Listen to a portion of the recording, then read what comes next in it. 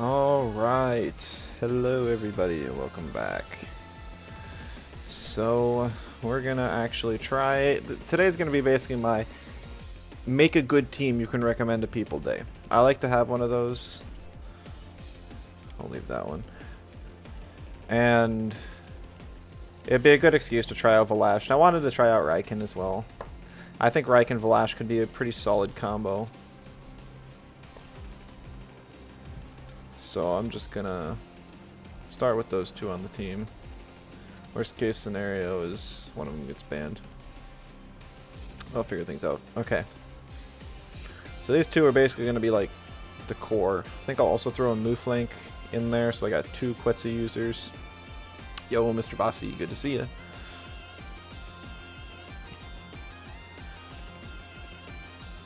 Yep, there's the Moveset. Haven't overly planned for this yet. Might have yoinked Bomber and died if did. No, come on, you did that with the roller too. I'm up to 200 encounters on the radar, so hopefully we can get it. If not, oh well, I'll keep trying for it. I'm still gonna go back to this team at some point. I decided I'm gonna swap out Momo and I'm gonna try Electric Koish out, because Electric Koish with Slingshot gets value with Ice Cubes and Sparkling Bullet. Kind of sad I don't get Taser, but I think it's fine. But it also has Electromagnetism, which is really awesome. On your radar, pre-100, like 30 cards before that, you got a Luma on that radar. That's insane. I haven't gotten anything from the patch yet, but I've only done like a single Umbra radar and a half. So, shoot, I did not plan out the rest of this team very well. So I think I want one more crystal. So I could try Gialis. Give Gialis another try, that makes sense. I did want to try more Glass Blade shenanigans with double neutrals, so... Crystal Bite, Hook Kick. Earth Wave! Probably get hit with ads real soon, so... I'm just going to be building a team though, so nothing crazy. 6 batches made, 2 Galvanid, 1 Arachnite, 3 Anir. Only the Arachnite batch popped. You gave that away to a friend. Oh, well that's cool. Getting a Luma just in general is always nice.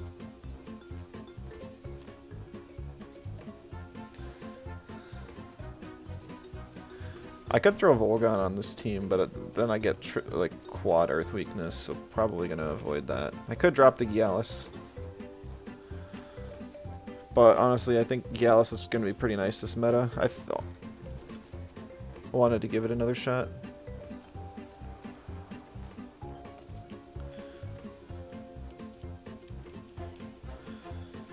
So I think Lawali is going to be the play. I still don't like Lawali. Don't get me wrong.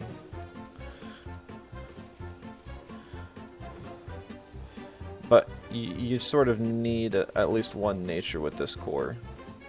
Something to complement the Raican.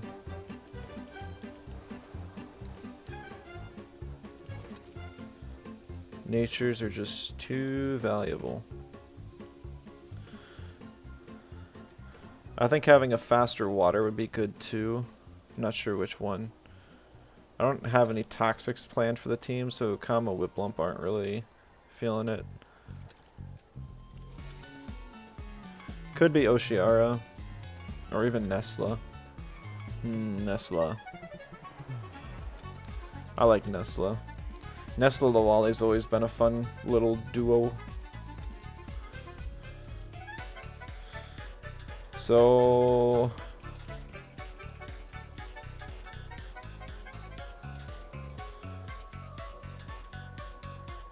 I kind of get walled by fire, so I definitely need an earth.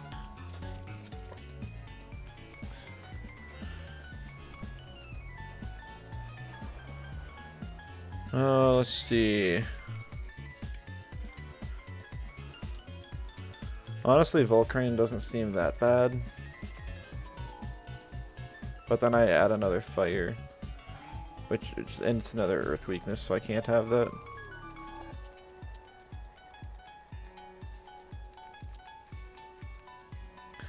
I could do Acronox and then actually still do the other water. Throw like a whip lump on here. Have some extra wind damage that way.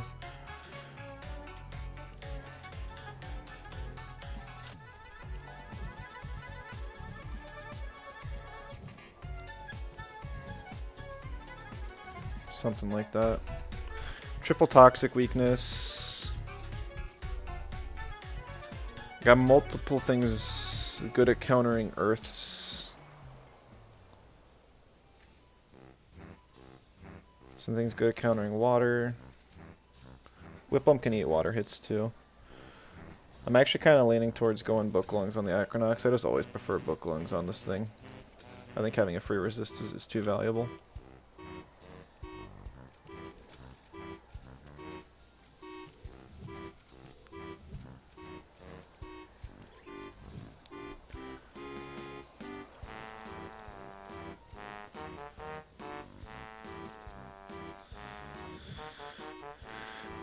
Okay. Head charge, execution. Welcome back. Still putting together the team. I'm actually not sure what the fourth move on Raican should be. I don't have any other fires, so I won't have Meteor Swarm synergy. I don't have a Naga on the team either.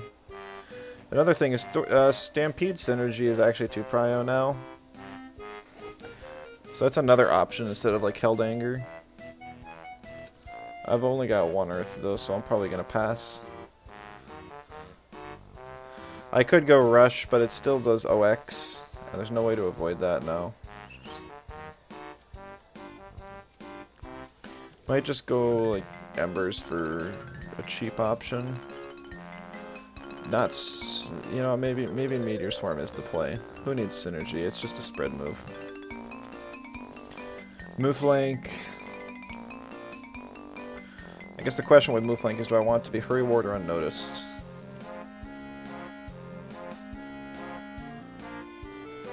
I feel like Unnoticed is valuable.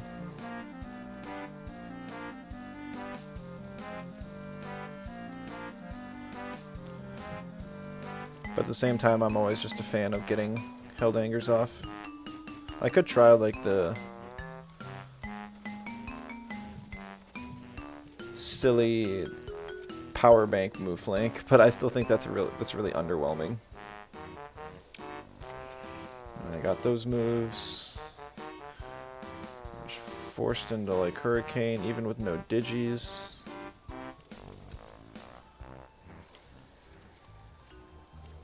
It is what it is.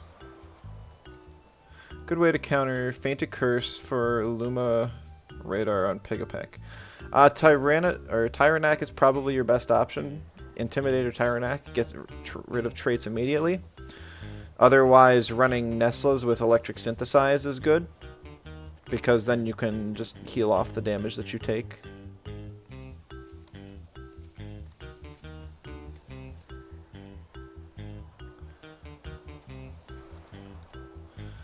Alright, so I think I'm going to go Allergic Spread, but it is a team that probably could use some speed, so maybe Turbo wouldn't be bad. I just don't like it. And also Darkness is worth considering because it completely kills Hallucination. Like, Hallucination does 0 damage with Darkness. Alright, T-Strike, E-Storm, Aquatic is always my go-to set. Venom Spread, Soil Steam. I think it's going to be Toxin Shower, because it's going to be a faster Acronox. Even though I've got 3 toxic weaknesses though, so I really don't know if that's going to be the play. Only 2 resists. You could go like Intimidation. Always forget it gets that move. Or even Petrify.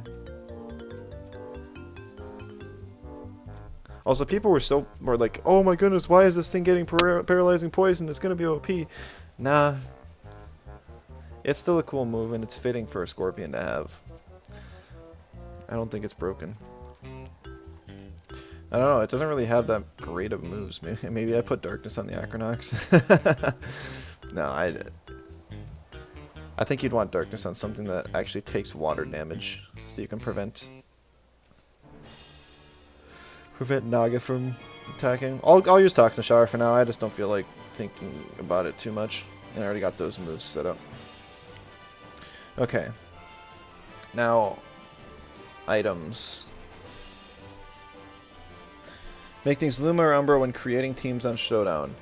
If you own a perfect Luma or Umbra, then yes. But you can't just naturally. So I don't have a Luma Raican, so I cannot make it Luma. But I do have a Luma move flank, so you can see I can toggle it up here.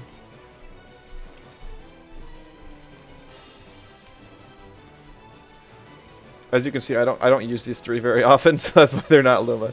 These guys get used. Let's see. It's probably just Sweatband on the Valash, right? Maybe Reactive Vial? Do people run Reactive Vial on the Valash? So for the Madness buff? I know they used to, like long ago. Could even go like double screen or something. I think I'm just gonna go Sweatband though. Raican, I'll just do Fire Chip for now. Very standard, not interesting, but it's something. Res Badge on move flank. We'll go Bait Mirroring on Giellis. Lawali, it's basically functioning as a pure nature type. I could go Marbles on it.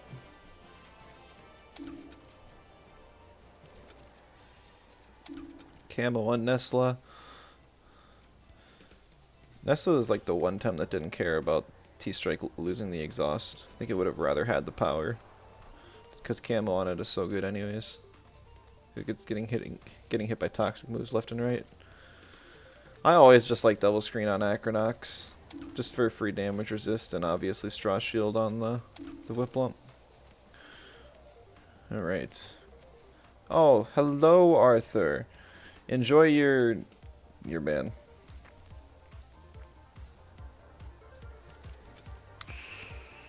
So 96 minus 20, 76.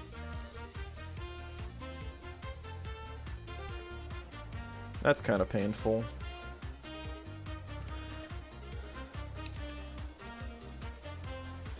And we go down to like 3.0, I think 306. So you can outspeed Psypats, maybe speed creep the Mudrids a little bit.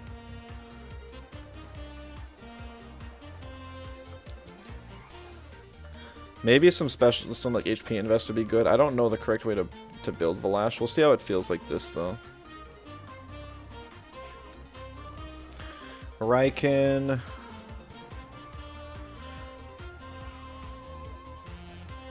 Raican I want to be 202, so that with Prio Quetzal I can at least outspeed the Volgon. Volgon's common enough, it's worth doing. 73 for this rotation. Quetzal Meteors form Quetzal. Max attack. And rest in HP. Raican appreciates HP, especially with a potential head charge defense boost. Even though that's mostly there to counter Earth type Sun Swap and stuff. Okay, I just kind of go 81 stam on move flank. I was told to do it long ago, and with its cheap moves, it just stays on the board forever. Now, it is going to be a faster team, I think. I guess it's kind of like a mixed speed tier team. Just kind of crappy. I'm just going to leave it at 202 for now. Actually, we'll go 203. So I can chip something down and then have the Raican finish it off.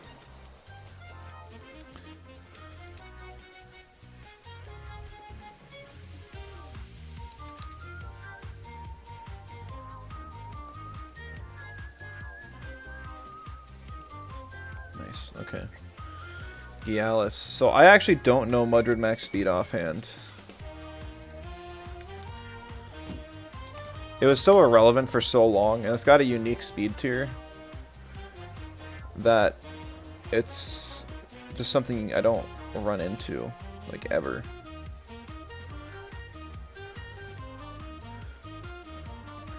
So max speed Mudred is 321, so we have to go 322.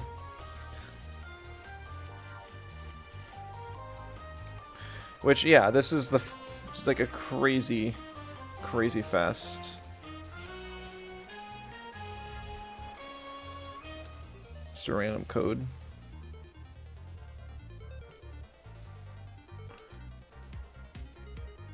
S6T. I like seeing the Taifu running nature chip on it.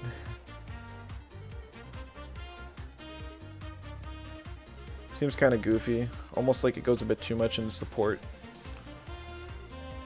Because you have dedicated support Tems like Obi. No speed control here. Very interesting. I'm not sure if that would go super well in practicality, honestly. We'll just go 61 since I got the bait. Streaming at the same time as the Speed Chess Championship. Oh no, I'm sorry, Light. I mean, I'm hoping to stream for a little while here. I don't have any tasks at work, so I started streaming a bit earlier. And so I got like the whole night ahead of me. But we'll see. I'll have to eat supper at some point. Might do a split stream. I wanted to try Anatan too.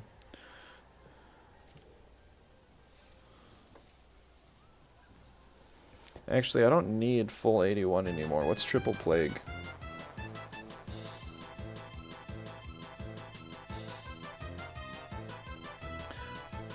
$74. That's not bad at all. Yeah, the other thing with that team is I much prefer Straw Shield on Tukai. Because Inky, it doesn't get any value out of Straw Shield because it can't actually hit Earth types. But Tukai, you can actually hit electric types with your water side. So it's more valuable that way. Rather than the 10% damage on Hand Fan, which I don't think is that great. Of course it's nice. Is it also a spreader Tukai? Yeah, so it's kind of like the damage support situation I always mention. Just in such a goofy spot as a Tem.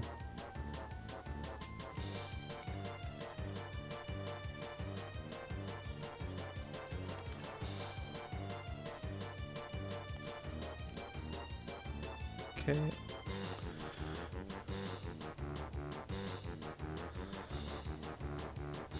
Oh well, I forgot Aquatic Ruin got that damage and stam nerf.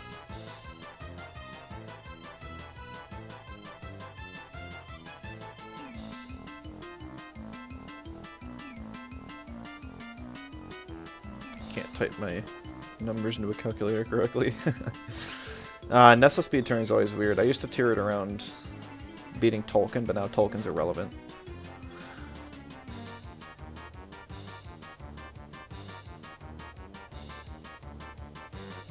Because like even like max speed Nessa will never, it just hits the 272 breakpoint, which honestly sucks. Most of the time I keep my Nestles around like, I don't know, not that much, 180 so that you can outspeed, or 180 something so you can outspeed 272 with your prio. And you have enough bulk to live hits. Because with this much HP, you can... I think you can live like 2 tinks from a 0 invest nid, which is, you know, relevant. Especially since you got camo and you don't take the toxic ticks on the first 2. Otherwise, like 1 wastewater from a fully attack invested anything. You won't live a Frond Whip, but oh well. Can't really. Can't win them all. Let's see. What do I want this Whip Lump to reach? Does this outspeed Mudred? Increase speed by 30%. It's 279 times 1.3 Oh, that definitely does. What was Mudred's max speed? 321?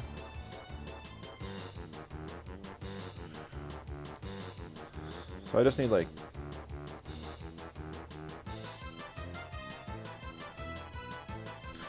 Actually, I'll probably need like base speed on the Acronox. So maybe I go Petrify instead. So then I go...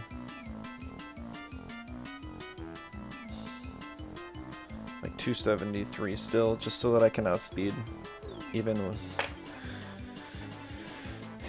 when Plethoric's gone. Like, yeah, I think that's the play.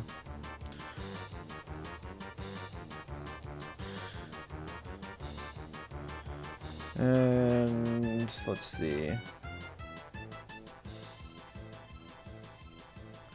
I can go with base stamina. Base stamina's fine here. Max special attack and like piddling HP.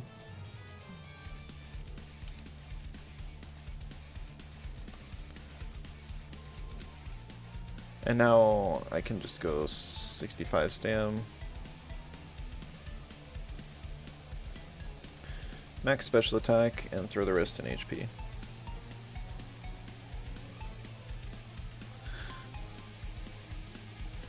I will actually go Cobweb, just because I think that, well, since Whiplump is my only toxic setter, it'll be better to be able to set myself up with my own poison. And I don't have like a status-oriented team, so it's not like I have to be afraid of pushing off exhausts or burns or anything.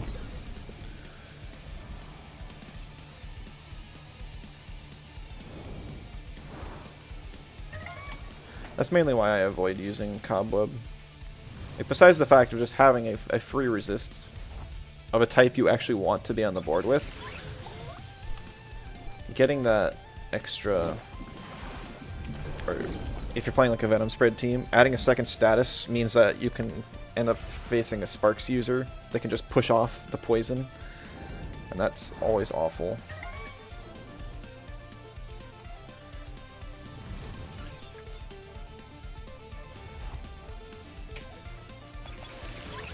How long does that Speed Chess Championship go for? I didn't even know that's a thing. I've never heard of it before. There's like so many chess tournaments, I feel like.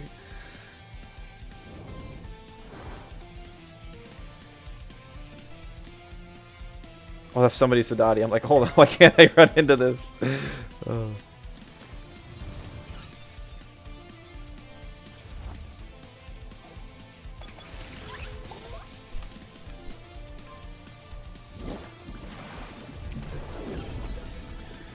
The other thing, I think this, if I wasn't forcing Raican and trying them out on the same team, I think Valash would be better paired with Valiar. Valiar Kapire Valash, I think, is a good core. At least has the potential to be a good core.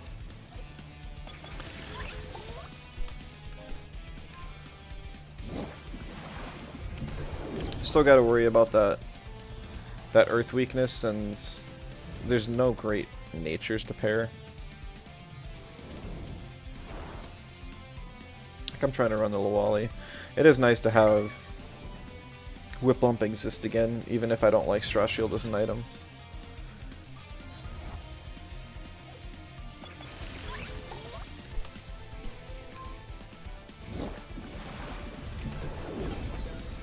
Doesn't sound great in the aggro. Yeah, that's true too. I'm still living in the mid-range times.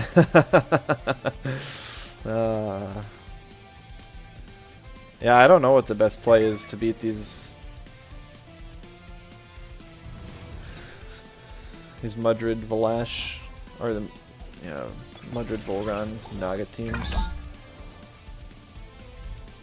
Suppose you just bring Darkness and like a melee type or something. I almost clicked yesterday's team. Scribble Sheep, alright. There we go, another Cernif. More people are believing in the pure nature.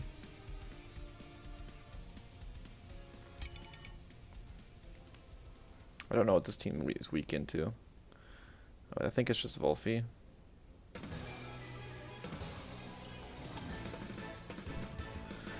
Quad crystal weakness. And I got dual crystals, so that's very nice. Yep, there goes the Valash. I think that's going to happen a lot.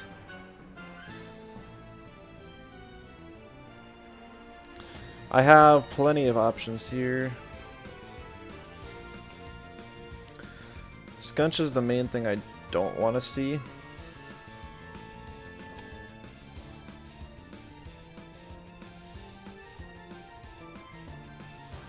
I think I'm picking up Gialis no matter what, though. I do have, like, Prio Glassblade, whatever, as my turn 1 option if I pick Mooflank.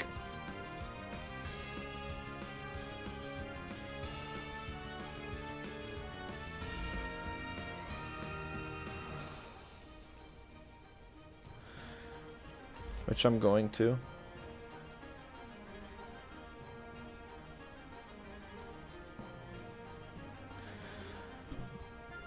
But that also has the downside of I don't have as much splash damage, so Mix is kind of threatening, but I also do have Meteor Swarm on Raican, which is not banned.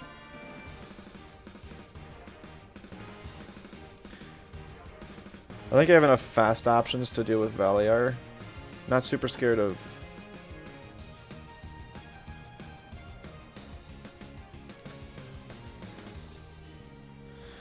I'm gonna ban the Mooflank just because I want to try and make Raican do something here. I think Cernith is the better ban just because it can deal with Nesla, Whiplump, and kind of walls Lawali because Lawali's hardly a wind type. But I want to see what Raican can do. That's the goal with this team. That and Valash when it's not banned. I do have allergic spread on Lawali.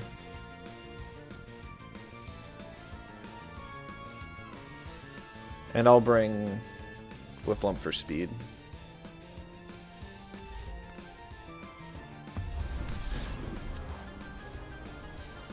Also worth noting, I do actually... I forgot, but I have Earth Wave on Gialis, so I have a spread move.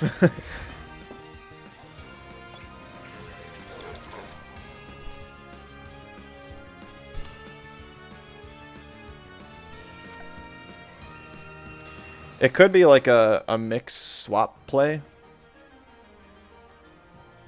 Cernith could swap in too and get double Colosity. That's probably what's going on here. That's the animation, huh?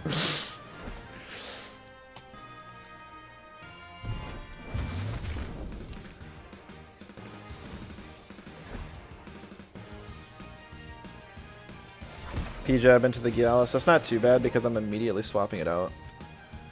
Also, it's actually Slingshot. I was like, why did that do so much damage? It has to be Slingshot. Why? Congrats. Your 10% move now does 15%. Okay, so Lawali is like the least important member of my team, so I'm swapping it in now. I am not going to attack the Cernith anymore.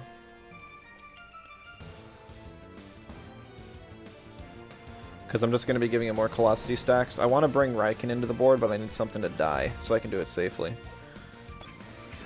And I'm hoping that's Lawali. Alright, that's not a lot of damage onto the Scunch. Move it onto itself. Okay. That's very strange. Maybe he just doesn't know how fast my Gialis is.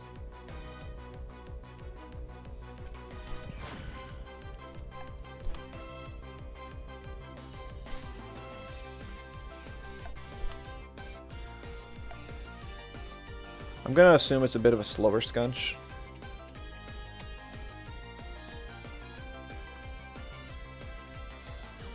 So I'm going to try and get the double in here. Cernith swap into Minotaur. Interesting. I would definitely be okay with Lawali dying to like a Savage Suplex here or something.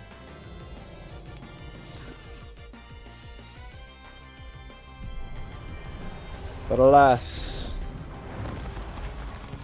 no such thing occurred. Because that's the base speed scunch. No Earth type for Black Hole synergy, so I don't even have to worry too much about the Minotaur gaining speed. And I do have my holds off on Gialis, at least, you know, Seabite.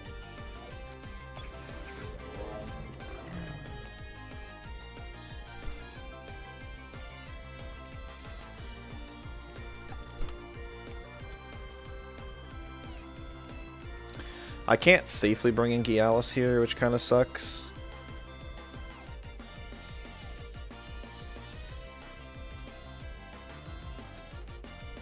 I'll probably die to whatever the Cernif has anyways. I don't need move flank for a whole lot more, but I can't do anything with it on this board because I'm just buffing Cernif if I attack it, and if I attack the Minotaur, I'm not doing any damage.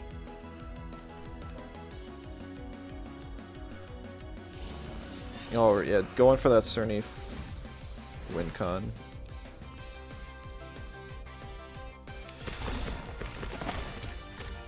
Also, the Minotaur is faster than me.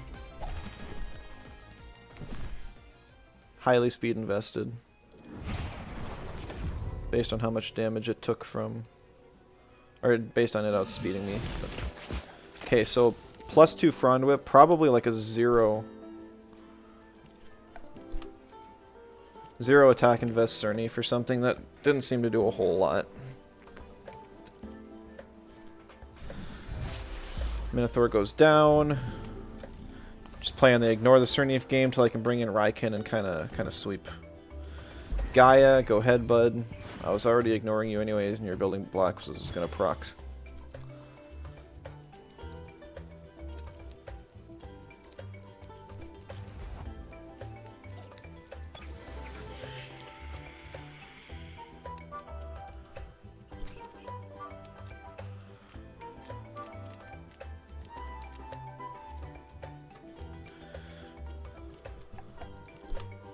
Can I like plague it and then base jump my Lawali so I know that it dies? How stupid would I be for doing that?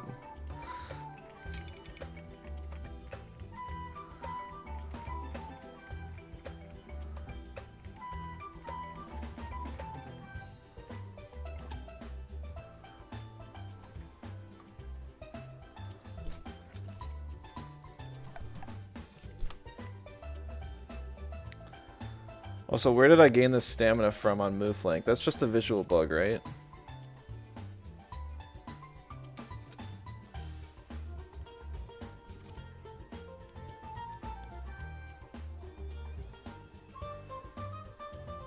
I should have enough to bestial charge without OXing, but I really wish I could actually tell. Solento, hello! I don't have a clue what you just said, but welcome.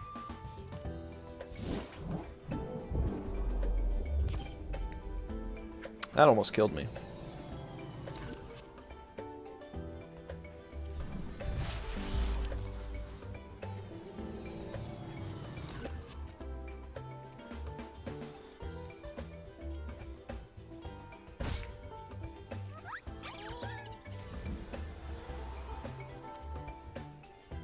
Did I actually have stam there?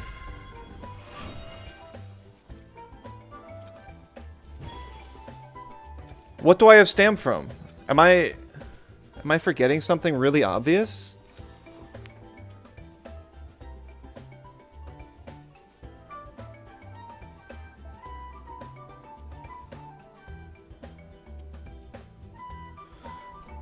My move flank's been on the board this entire time.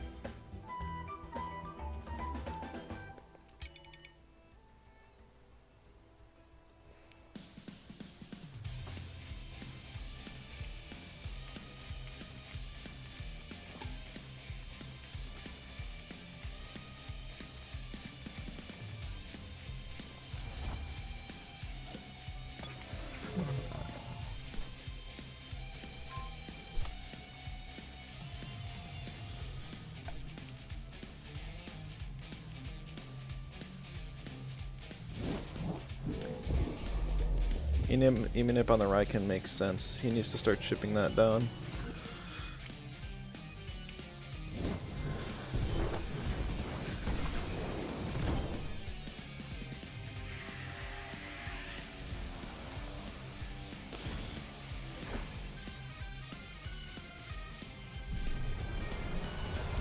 I'm gonna have to go and check this replay if I remember to. This is the weirdest stamina bug I've ever seen. Frond whip onto the Raican. Okay.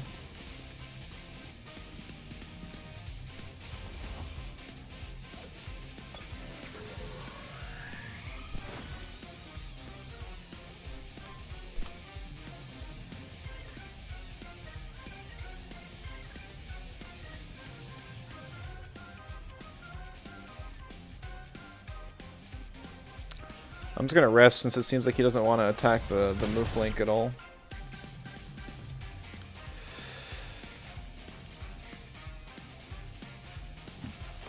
Oh, now he does?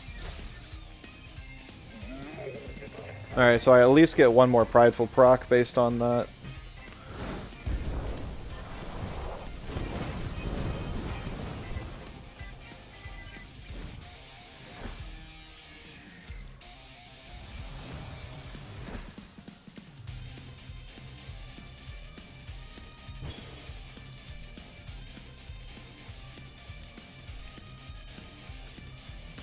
Okay, gonna bring in Whiplump. I'm gonna swap into Gialis. Because Gialis is less useful to me than Whiplump. Even if Whiplump gets one shot here, it's still doing good enough.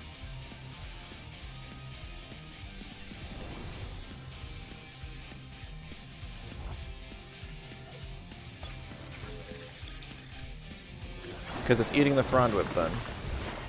10% on a water cannon, I'll take it. Yep, Gialis goes down. Cerny foe X's, and that's the game. Liam, hello to you as well. Welcome.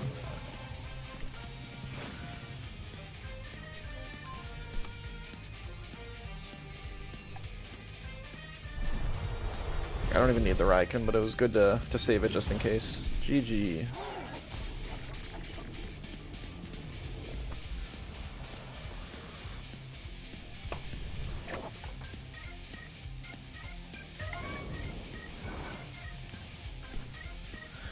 So Raican didn't get to use any of its new fancy tools there. If the Cerny situation really got out of hand, I could have tried to play for an execution endgame. But I don't think I had enough health to spare to really try and pull that off. Nice insta-match.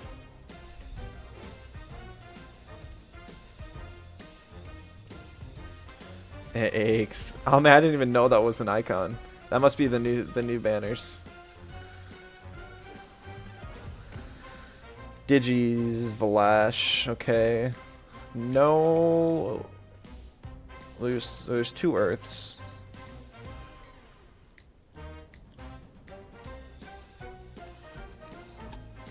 I think I'm gonna knock out the Acronox because it's a turn 1 Earth. The other ones aren't.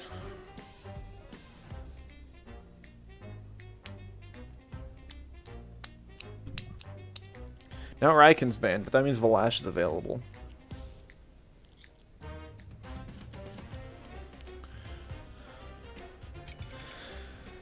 I'm going to grab Mooflank because I don't know what he's going to pick.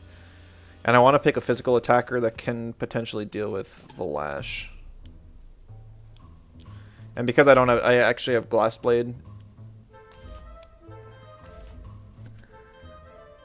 Gotcha.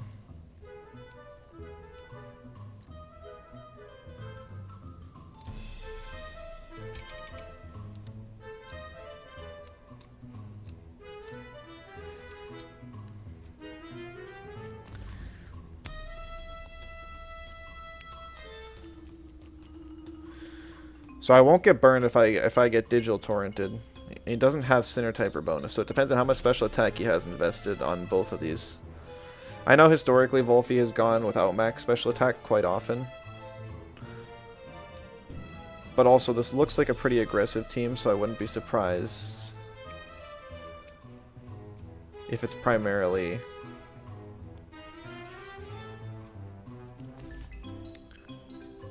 like a max speed, max special attack Wolfie.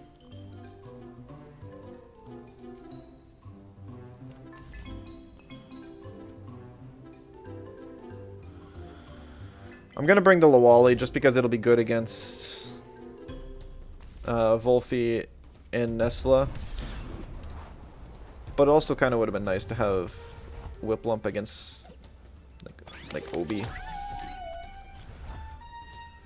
I think this is fine. It's gonna be pretty important for me to live here, I think.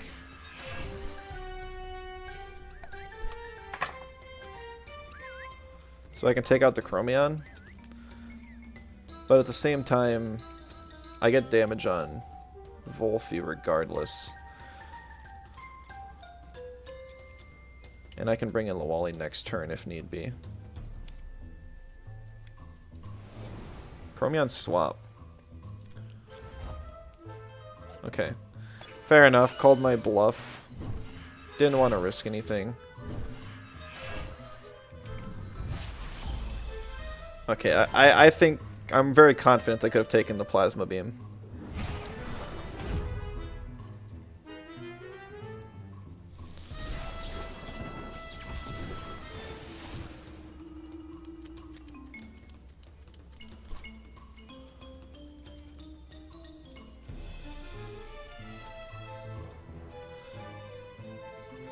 I'm gonna keep Nessa alive because I have Aquatic Whirlwind up now, and it'll be good against a couple guys.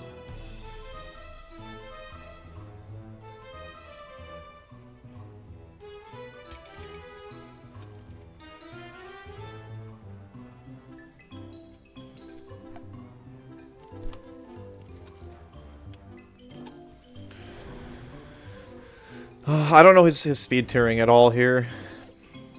Both Nesla and Wolfie have a very wide range of viable speeds.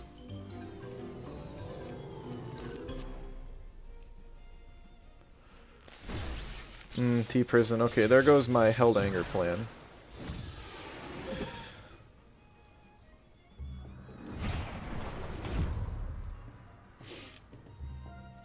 Seems like he's pretty bulky, but just has enough speed above me.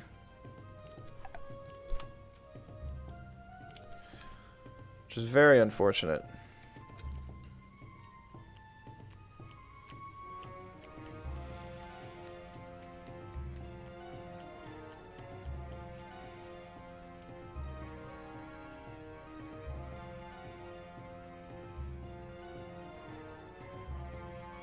If I can get the Goring off, that'll be huge. Probably Mimit. Yeah. Mimit to eat the Plague. Makes sense. Get some Marbles Chip. That damage is fine. Yes, I got the Goring. So what that means is on the move flank death here, I can bring in Valash and Madness buff.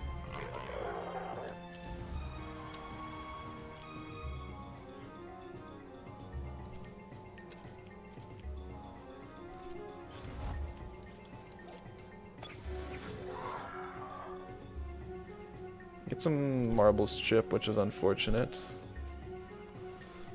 But that's fine. Alright, so I don't get the Scavenger heal after I take damage, which is unfortunate, but I do get to like heal off the marbles, so it's something.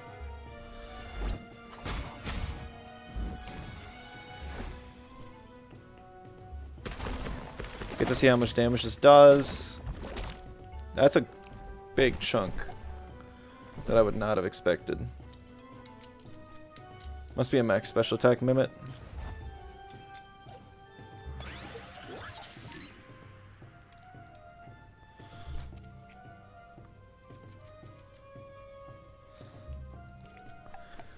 This probably won't kill, but if it does, it's also probably GG.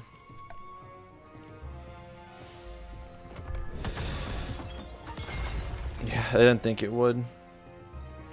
I was trapped, so swapping wasn't even an option, even if I wanted to.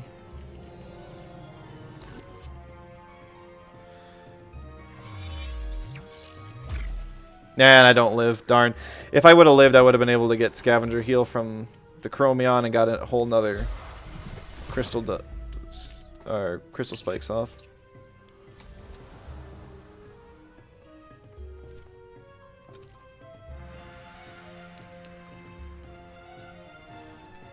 Yeah, him stealing my own Lawali has definitely been a good play for him.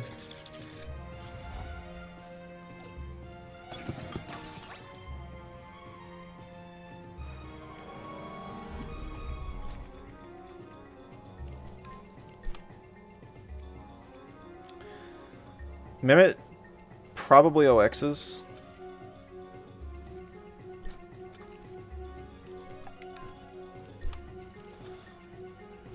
But there's also a good chance it clicks Allergic Spread here so it doesn't OX. Kind of gambling that he doesn't though.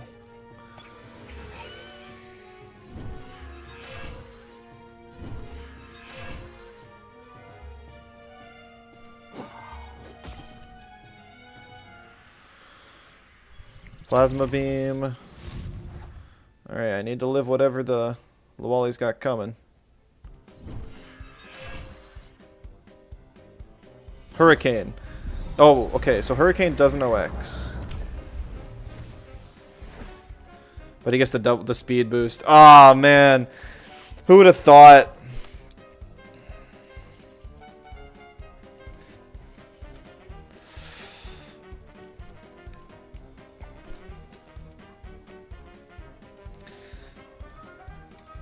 Well,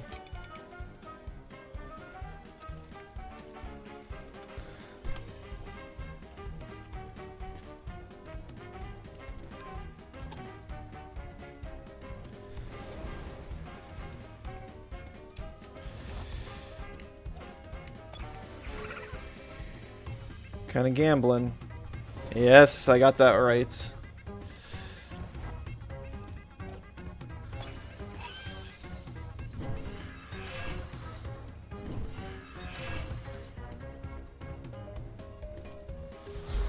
Allergic Spread, okay. Fair enough. So now it comes down to, does my Lawali outspeed his Nestla, which is still a really rough gamble and not one I wanted to take, but it's better than nothing.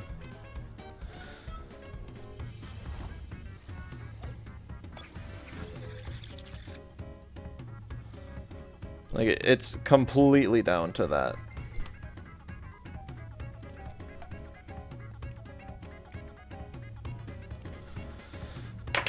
It's not even like a coin flip. It's just did he spread different, like better than I did? And I think he did. Like it's yeah.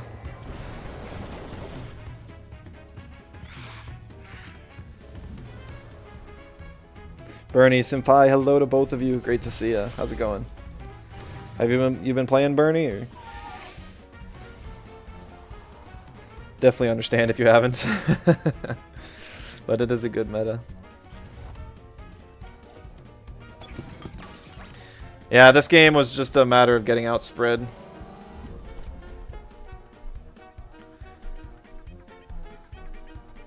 A bit. Patch looks fresh. Yeah, it's been pretty great all around.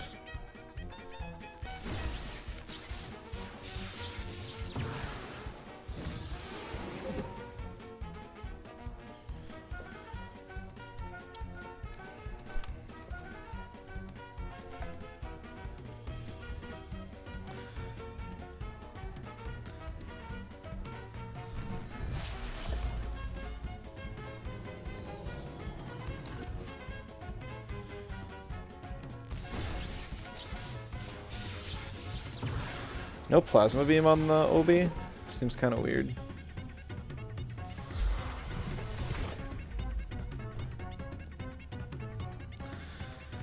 Ah, yeah, no, I'm toast. Oh, I meant to click forfeit, not exit. GG.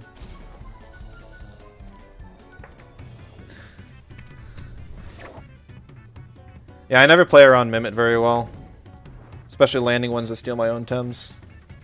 Him getting Lawali there was devastating. Literally stayed on the board the entire time. And I am... Without Raican, I do not handle natures very well. But also, I just remembered I wanted to check...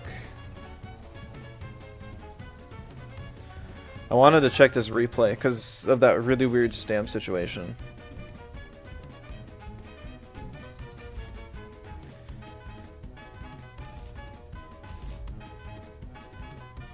But maybe I just... Oh, you know what? I think I just rested once or twice because I didn't want to attack. That's probably all that was.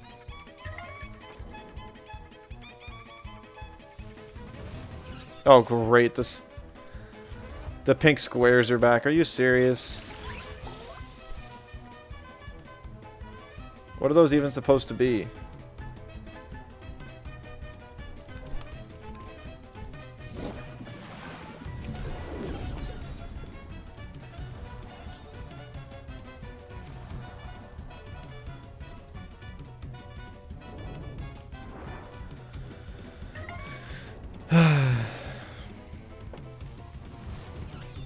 Yeah, that's gonna bug me. I'm just gonna have to restart.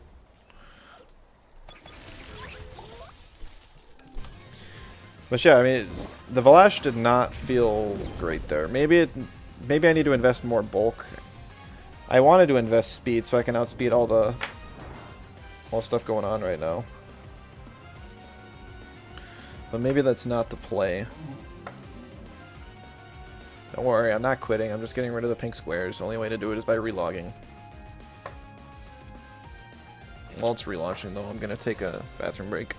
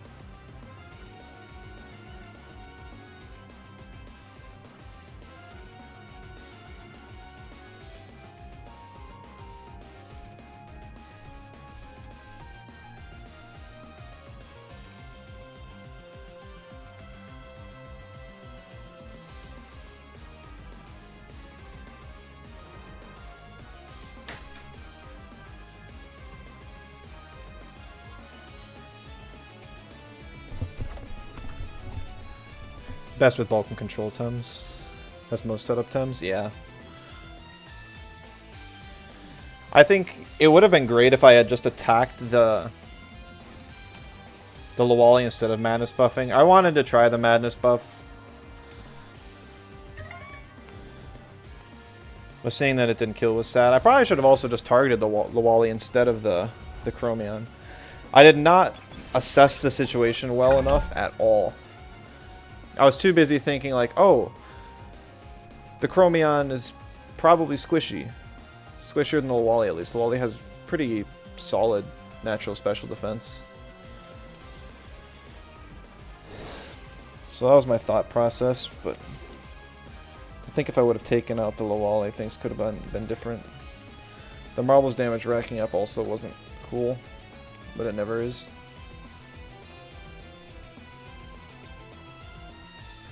Yes. Alright, Nature Coish Mimets with a little flavor of meta from like 2 patches ago. Alright. Only have 1 toxic, so I'm kind of forced to ban the Coish. I've got a decent damage type split, so I'm not too afraid of Volarend.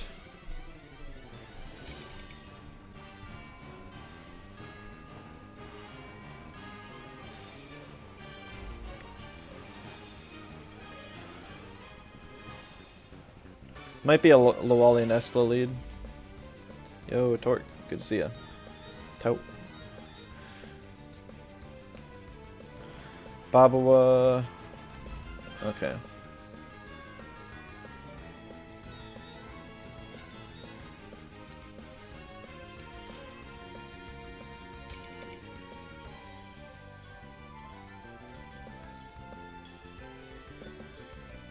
I don't know if Whipplum naturally lives that. Not a clue.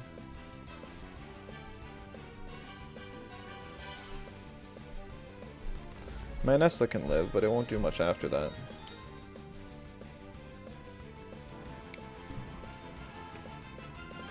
Interesting, move flank ban. Kind of tempted to leave the Volarend around and ban the Osakai. Well,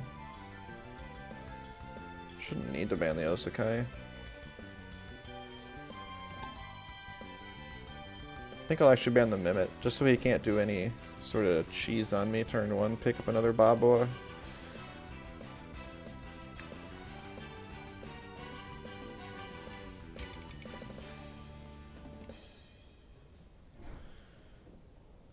I'll grab the Gyalis first. Double Earths. Well, Valash has Undermine now, so it shouldn't be that bad. I'm gonna leave the Raican behind though. Don't think this is the game for it. I mean, it was basically between Raican or Valash, but the thing is, you kind of want priority with Raican, so in an or situation, it's just best to pick Valash, I think. Marble chip, camo, no heater. Okay, there's either no heater or slow heater.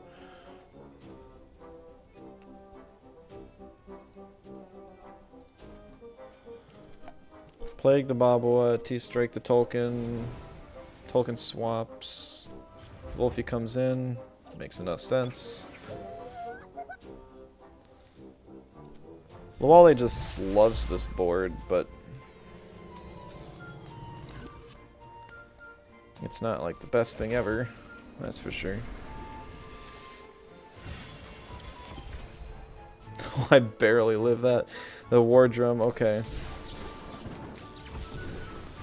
If there was anything other than a Wolfie, I would just allergic spread right now. Another Plague will make it so it OXs to death, though. Nestle would have been nice against Tolkien and Volarend, but I do have Whiplump. That's kind of my backup Nestle. Tolkien. Okay. Wasn't really expecting that. At this point, I wish I had handcuffs on Lawali. Okay, so my Lawali's faster than the Wolfie.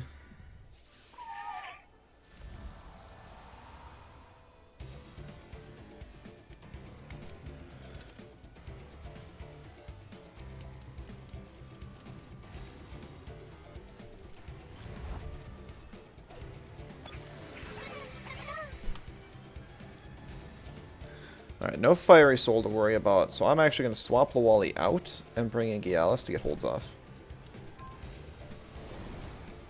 It's either a slow Tolkien or he stayed in.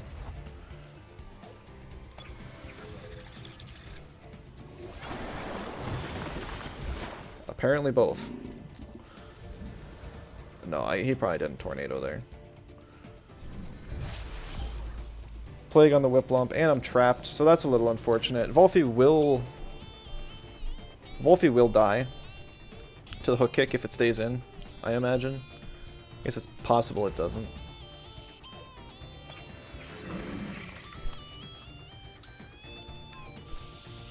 Doesn't have anything to eat the hook kick either. I did outspeed the Plague with my water cannon. Oh, that was with Plethoric though, so I can't do it again. So I just got a tornado. Yo, GG aches. Played pretty sloppy. I didn't even know what to do against your team. Copying the Lawali was great. I played pretty sloppy too. I should have definitely stole the, or I should have used my Valash to try and kill the Lawali instead. I think things would have been different. Didn't know I was streaming. Yep. I finished up with work early today, so on a little bit earlier than usual. Tried to catch a different time zone a little bit. Maybe it's a Friday night, people are staying up late or something.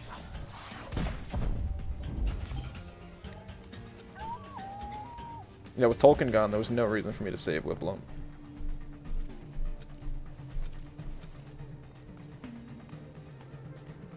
Osekai doesn't have any real turn ones. It could be like a surprise body stretch.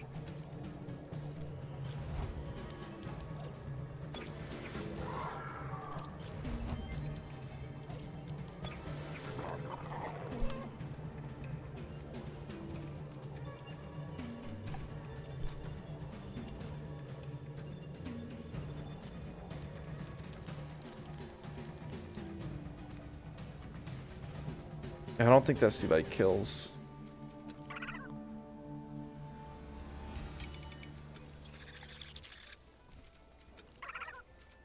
I plagued it to get it down to that health.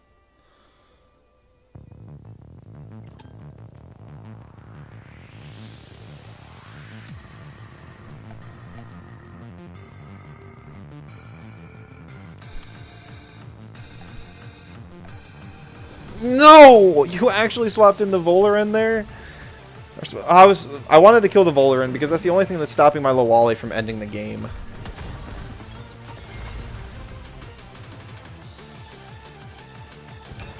So I changed my mind last second. Instead of doubling the Bobble, to change and double in on the Osekai. Does he even attack the Valash here? He does. So I would have lived if I did Madness buff.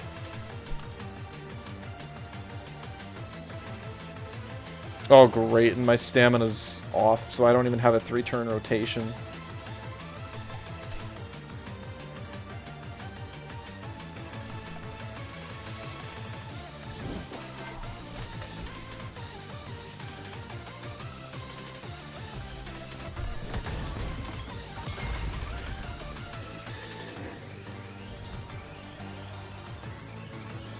Scavenger boost in case he got greedy and hooked. Okay, I may not have calced my stamina, but that definitely.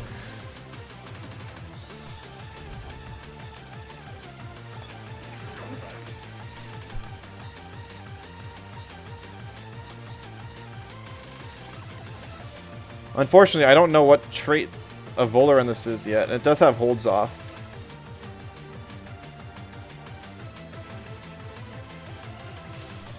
So I kind of have to Glass Blade.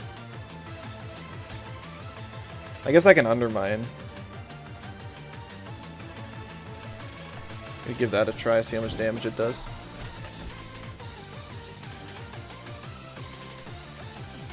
There's a hook there. Scavenger.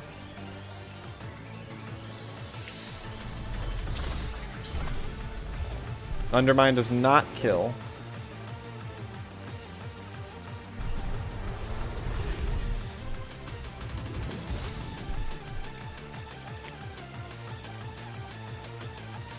It is aerobic Volarend.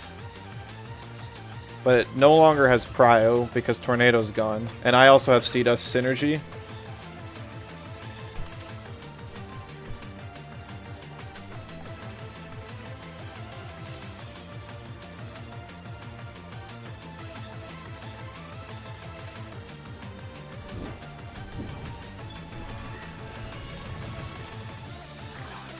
So this game, like Valash having Undermine, was pretty inconsequential.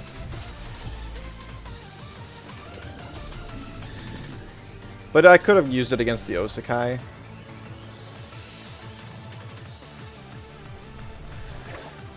If I wanted to kill it, if I didn't have the Lawali there. So I cover my Earth weakness really well here. But I think having Undermine makes Valash a lot more splashable. So you don't have to cover for its weaknesses nearly as well.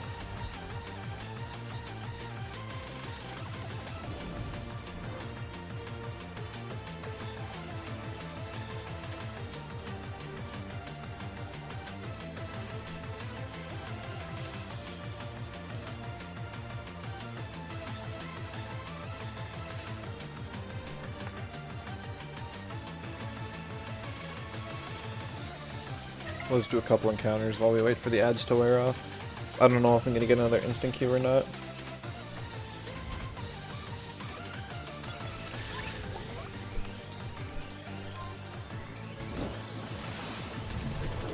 Don't remove that single HP point.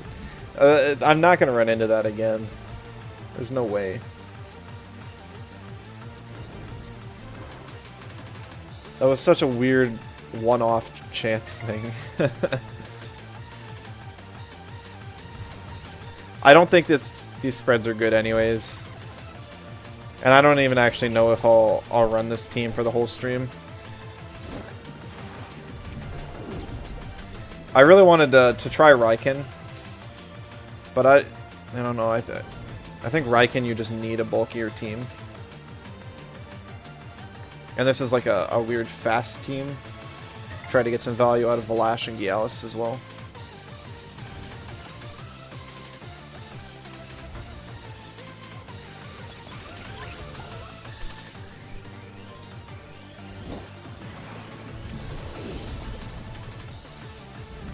Welcome back.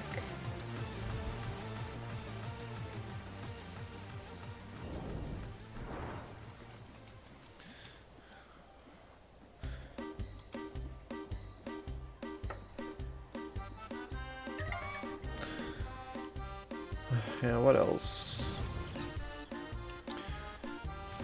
Yeah, I mean, the problem is a lot of these towns don't have the kind of supports they want.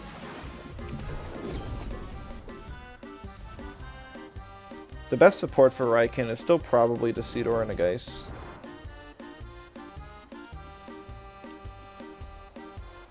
Because you're able to cover fires and earths with the water typing. And you have Praya with Meteor Swarm. And now Execution for that matter as well. And Head Charge without synergy.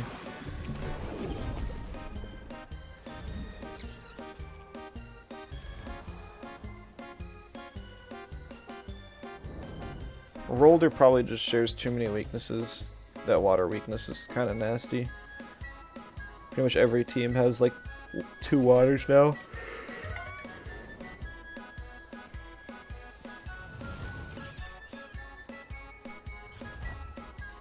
I guess it's been that way for a long time.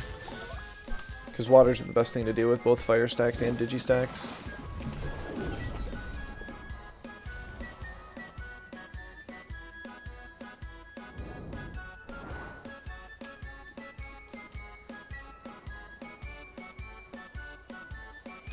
You no longer have Volgon, but I mean, you probably wouldn't be running Volgon with Raican anyways, even in old times, just because they share the earth weakness. Even if Volgon can kind of deal with the waters.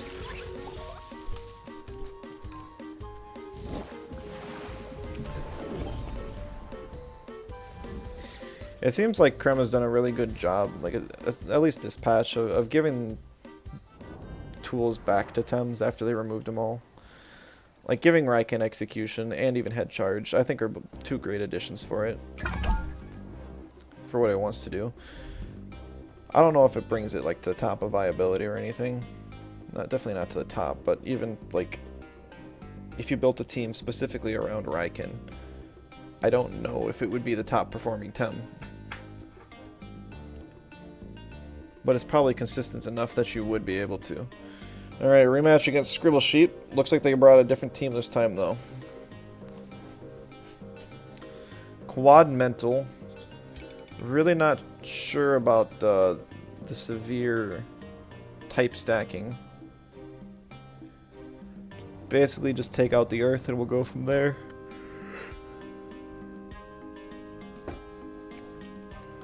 Lots of potential for tag teams, so I'm sure that's what it is. At this point, I wish I had a Digi. So many of its Tems are weak to it.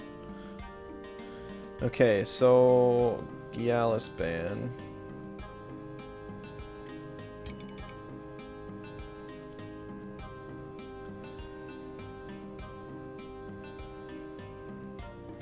I want to pick Valash.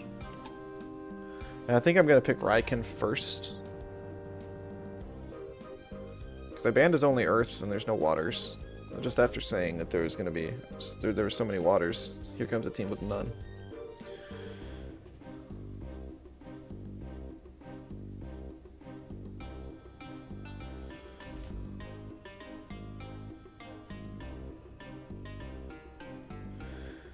So the best turn 1 that Tutsu has is double gash for melee attacks, so I'm really not scared of it.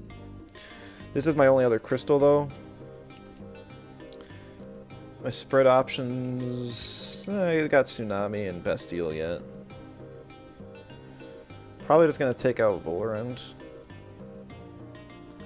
Just because it walls Acronox and kind of hurts the other two as well. I don't really want to bring Mooflank into like a 4 mental team. Ness is alright. He's got decent counters to electric since he's running triple crystal. And then Adoro is also kind of sketch, especially if it's reactive vial. But we'll see. Because if he goes all in and tries to go after the Valash turn 1, then all of a sudden Raican's going to scale.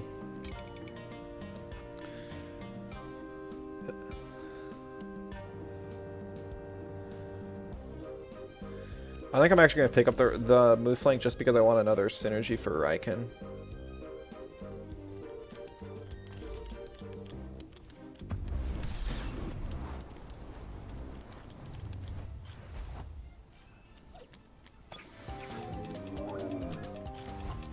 Okay, so depending on how bulky this Moala build is, it could absolutely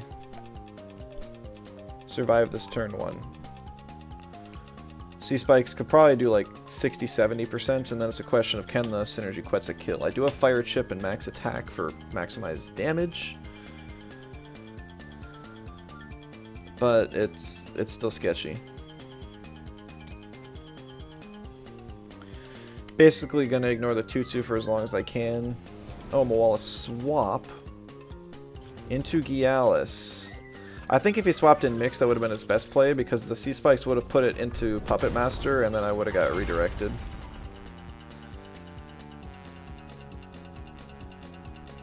I feel like Gialis always dies to this. Yo, Subpar, good to see ya. You playing on streaming today? Doing anything fun? Just getting off work? And I got Scavenger, Prideful, a Show Off. I see. I could have Madness buffed that turn if I really wanted to. Didn't know he was going to let me.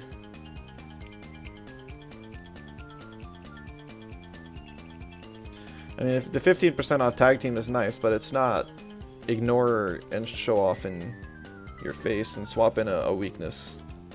Good.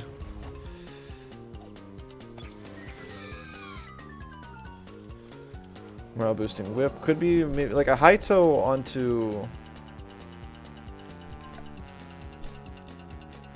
Raican would be pretty smart here. I don't think the C-Spikes will kill Barnshee. I think Barnshee's got good special defense and decent enough HP nowadays. Yeah. Bamboozle onto itself. Okay. Hayato onto the Valash. +2 will kill.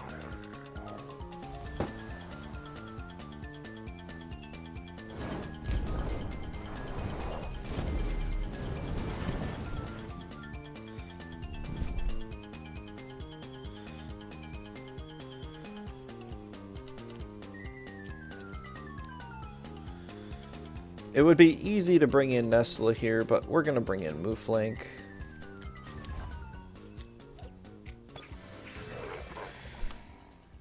Because I can outspeed and Quetzal the Barnshee.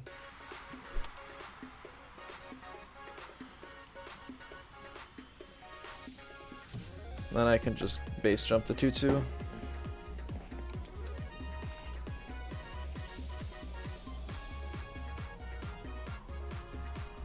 Best thing he could do here is swap in Moala. Because Mix dies, Barnshee dies. Speed Arrow used in favor of me. It must be a base speed Tutsu then. Base speed Tutsu is 203 and my Mooflank is also 203.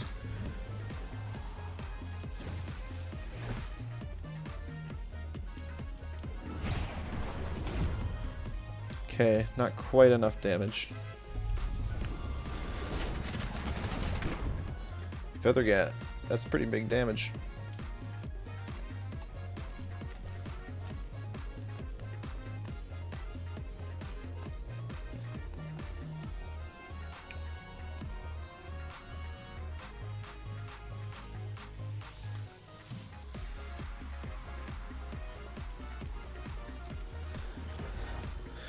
Okay, Moala coming in. I am actually gonna just Quetza the Tutsu here. And I'll Goring just in case. Oh my goodness.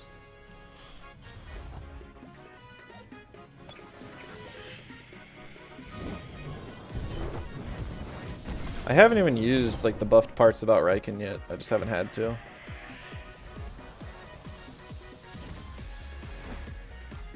I don't even die to like a double gash. Maybe a max attack TKS.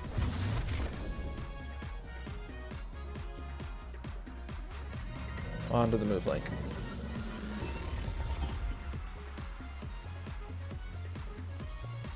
Yeah, I don't really know. This might be one of those players that is a little bit new to the game yet.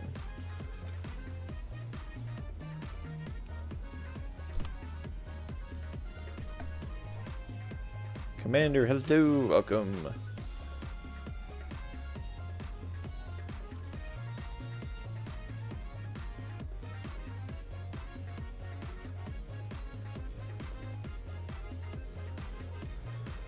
Held Anger, I want to say he'll be able to kill the 2-2, but he does have speed advantage. He has speed arrow. If he gets greedy and doubles in on the Raican slot, Nesta won't die and I'll be able to get my attack off. Okay, there's a Haito on the move flank.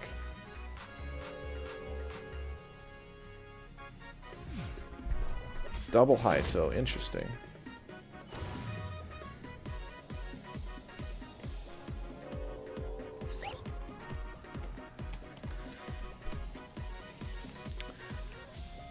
Hypnotist, oh darn.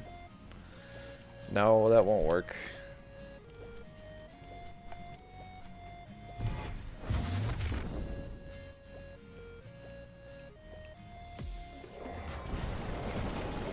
Let's get rid of the 2-2. Got too much value with show off. And staying on the board forever. Telekinetic. Alright, move flank finally goes down.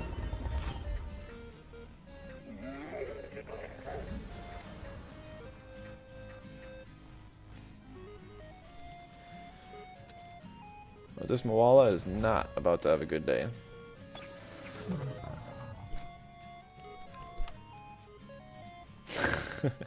It would be funny to execution, but I can't risk it. GG.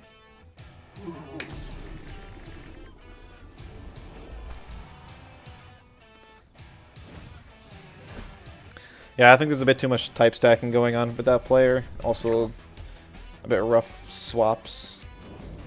There's a lot to learn in this game, so I don't blame him, but I think a team like that would be really tough to run. Oh, quick match.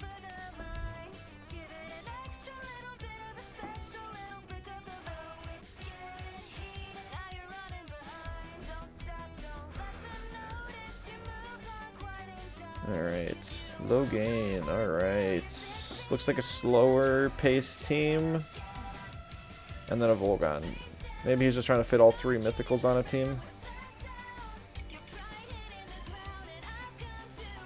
Now, Magmud is actually like the worst thing I could possibly run into with this team. Gallios is not something I want to see either, but Magmud's definitely worse. We're going to get your Armor Piranhas. Having fun with the team, that's great. Yeah, it's also really nice because it's such a cheap radar. So good luck to you. I still haven't been having any luck with this Hidati.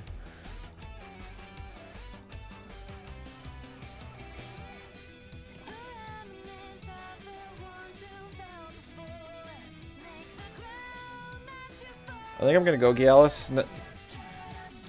It gives me a bit of some flexibility.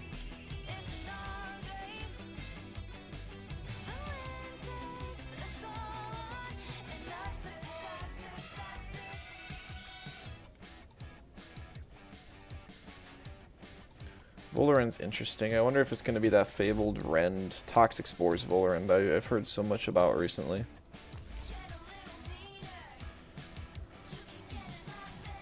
Fallen TMR, hello. how we find the team. Not so great today. Like, I haven't been able to pull off any of Raican's buff stuff. I just haven't ended up in an end game where I'm at a disadvantage. I've been stacking Prideful, and then I've already pretty much won. And every time I try and use Valash, my Valash build is just too squishy. I think Valash would be crazy good on a mid-range team, but right now we're either in like full bulk or full offense, and very little to no mid-range. Yo, Goonders, good to see you. Yes, I am here with content today. And tomorrow. And maybe the next day. I think Nestle will be good. I might switch teams midstream. Because I'm just, like, this team is fine. I'm 3-1. It's nothing crazy. I'm not enjoying it a whole heck of a lot. It feels very, very plain.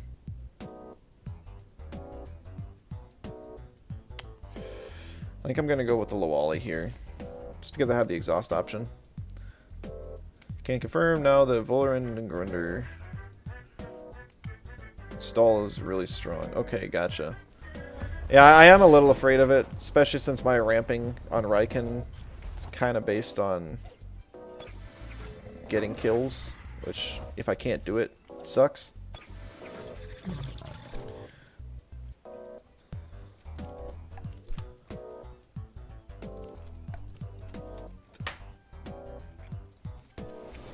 Swap the Piranians.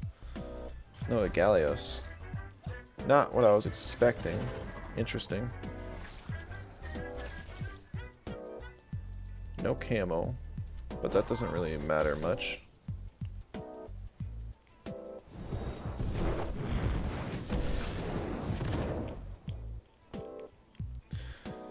Baiting Valash into taking its trait. Putting Toxic Ticks on at turn 1. And Valier's been nice, yeah. I think with my other team that I was running yesterday and I liked a lot more, there's more potential. Also, that seriously did exactly 50% of my health. That sucks. We were just saying, keep the 1 HP, keep the 1 HP. I didn't think it would actually come into play twice on a single stream. Within like 3 matches of each other. There's no way. I don't know what moves this Gallios has.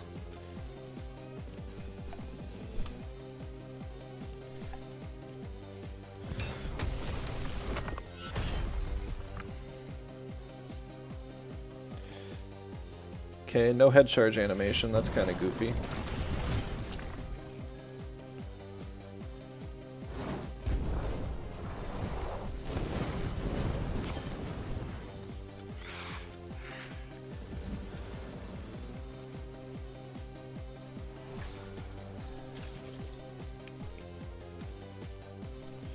I didn't pay too much attention to how much my Quetzal did on the swap in, but I think it would still kill here. At least to click Swarm, so it didn't matter. Yeah, that's true.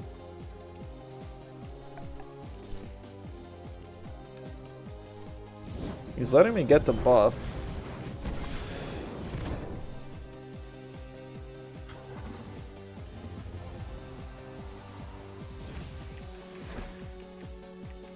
Maybe he's gonna outgrowth and just kill me with Piranha next turn. Maybe that's the play. Yeah.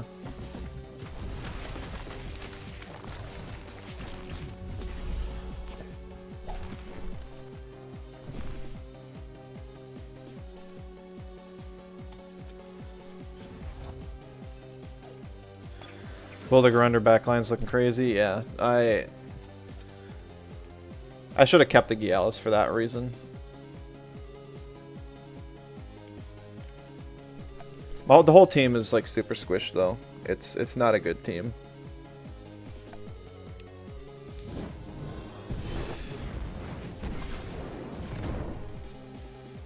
Wow.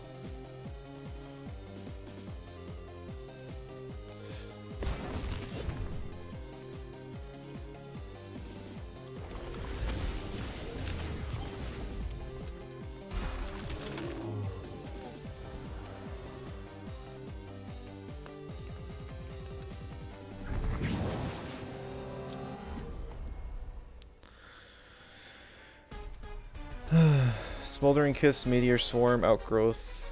I don't know what his last move is. If it's... no, whatever. I think I always go Nestle here.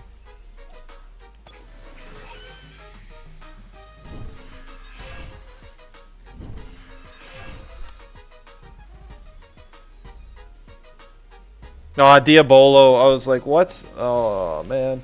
Now I can't kill the Piranha. I think if I had the extra 20% ship, I could have. Now I'm just knocking it into energy reserves and not killing it.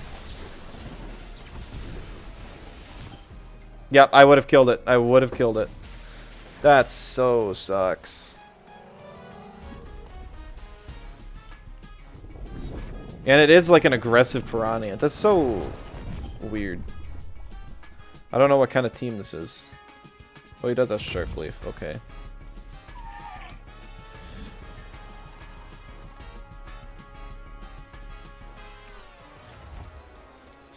So many Ursa and Valash this meta. Yeah, I actually have hardly seen any so far. This is just about my first one.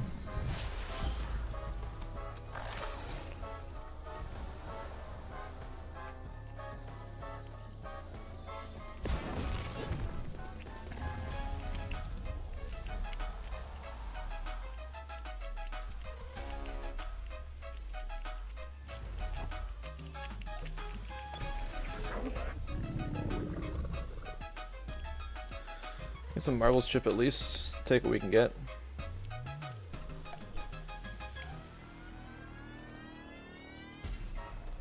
Well, if it's gonna be resisted anyways, might as well just use the stronger move. A whole 10%. Alright.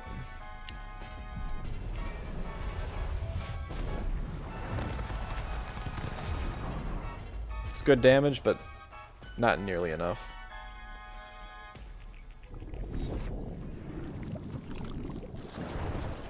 Just going after the Lawali anyways.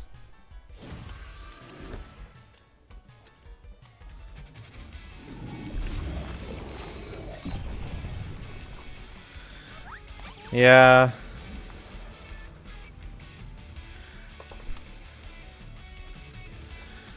Yeah, I always forget about Diabolo. It reveals, but like the game would have been different if I had it because alright, I wouldn't have taken the Nox Bomb, I would have taken the Sharp Leaf. I would have killed both that turn with a Bestial and Electric Storm, and then I could have killed the Volar end with the T-Strike, Held Anger. Then it would have just been Garunder. And I could have played Exhaust games with Plague Lawali. So... yeah. I could have also burned the Held Anger a turn early. And just killed the Piranha guaranteed. That also would have been smarter than what I did.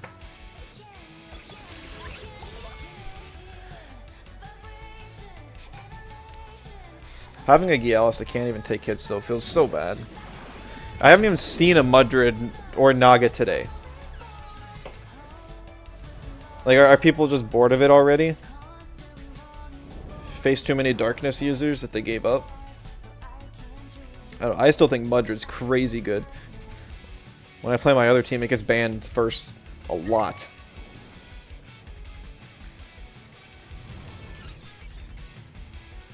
Nothing is as rude as Rend from Vola and Paralyzing Poison with synergy from Garunder double into a slot. Yeah, that does sound pretty rough. Because you take 4 turns to die at that point, and you're basically just useless.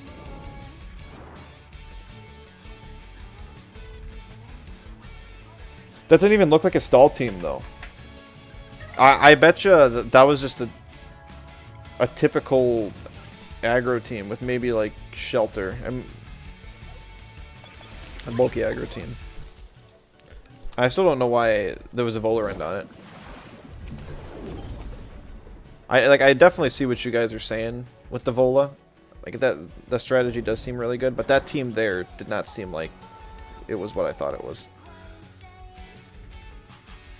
Doesn't have to have been the 0 attack set. That's true. Yo, Ninja! Great to see ya. How's it going? You've been playing the patch or still playing some other games? It's best patch ever. So game's still dead, but it was a great patch. Fine. Oh, I'm doing great. I'm at a good point with developing my game and just enjoying the Temtem patch while I still can. So couldn't ask for much better. Hey CG, good to see you too. Slacking. I've been watching tutorials. So the problem is I want to work on multiplayer for the playtests, and there's no tutorials for Godot on turn-based multiplayer or even a ladder system. It's all like hosting a game, so stuff like Lethal Company and like Among Us sort of things, where you just type in a code and to join somebody's game, and then that's not what I want to do. And I could probably find some workarounds, and that's what I'm trying to do, but it's tough because it's different and I'm not familiar with it. So we'll get there slowly. Didn't come back to Temtem yet? Fair enough. Join IRL stuff? Oh, that's even better.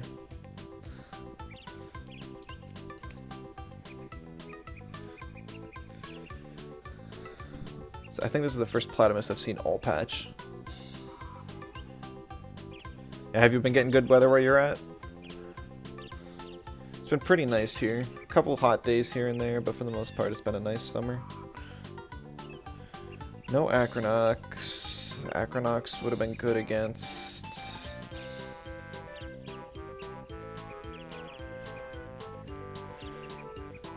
Oh, I don't really know. I think if I ban...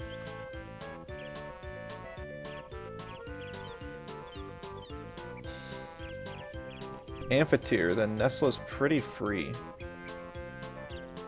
Still hot in France? Oh, gotcha. What does the meta look like nowadays? It's not even a week into the patch yet, so I wouldn't even say that there's a defined meta.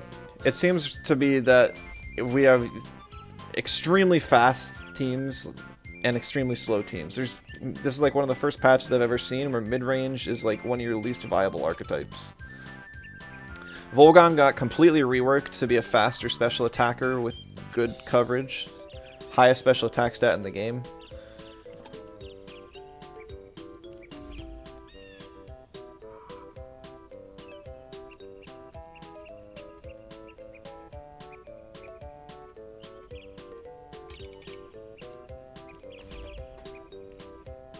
Volgon carry, yeah, that's a real thing.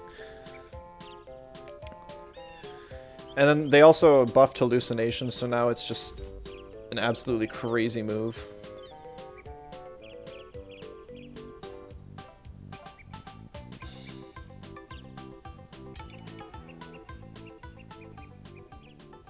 How so? It now has very high prio with synergy. They gave it to Tortonite and Nagais. So Nagais has a 125 base power, effectively water move, turn 1, that it can use at very high prio. It's like you're not outspeeding it. But it does require synergy, so mentals are now pretty much everywhere. I don't trust that I'm going to be able to deal with that Drakash. Even with dual waters, he could just ban the Whip Lump and then I'd be in tough spot. Volgan has the highest special attack in the game now, so 107 BP turn 1 slaps, yeah. Cernif's not it. Really? I feel like, I still think pure nature typing is the best typing in the game right now. I don't know. I didn't see success with Cernif either, but Taifu. Taifu's where it's at. Okay, I'll pick Raican. Raican's decent. I'll probably do Move Flank as well. Taifu Truther, sign you up. Just check out my last 2 streams. Like, the last couple streams I've done, Taifu's literally been MVP. And MVT. Most valuable, Tim.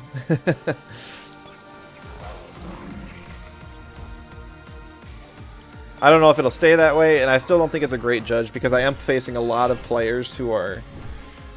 They're not long-time players, they're relatively new. So I just can't judge if a team is good or not right now very well.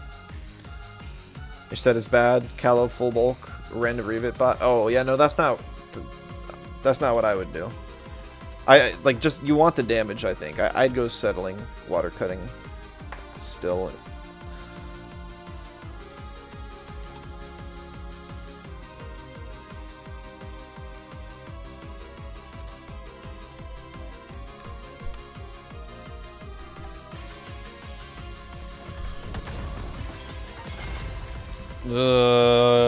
That's a pretty bulky Platamus. Hook on the Nesla, not on the Valash.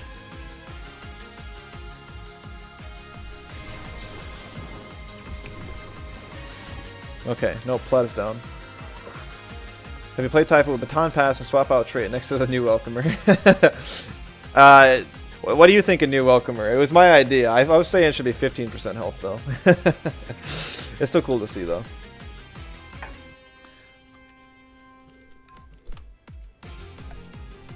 Oh, swap out here?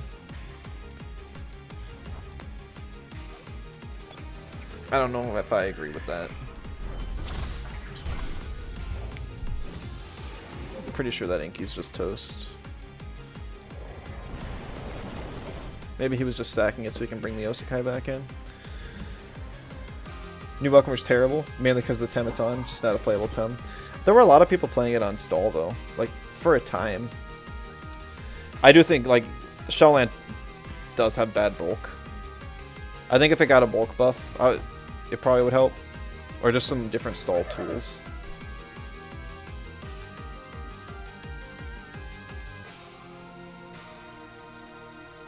I was like, I just got hit with Glassblade, right? I was like, why am I faster? Oh, because Glassblade doesn't have synergy anymore.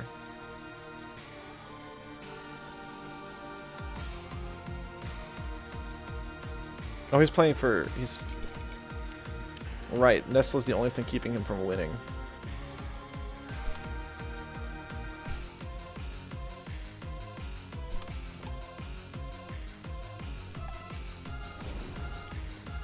Shellent doesn't really do things on the board, also has a bad defensive typing. Is it really that bad? I thought melee typing is actually really nice. You've only got 2 weaknesses. You only have 1 resist, but it's still not that great. Main mentals right now besides Adoro. Aohi's definitely, yeah. Not resisting anything but melee's bad. I guess it's not great. I agree to that.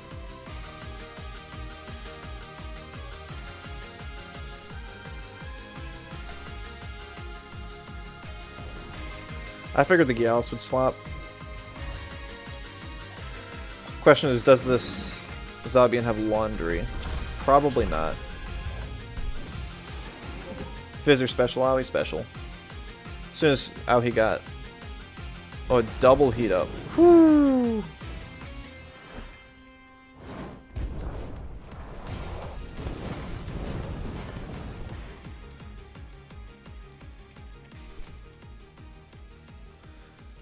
Going for that Quetzal and a swap to move flank so I can actually live the hit.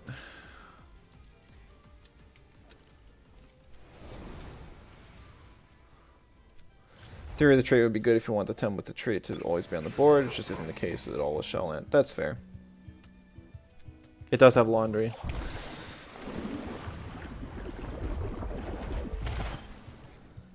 Yep, there's no world where Raican can ever live that. Does Mooflank live the +2 DV? That's the question. Oh, footwork. Wouldn't have been my guess.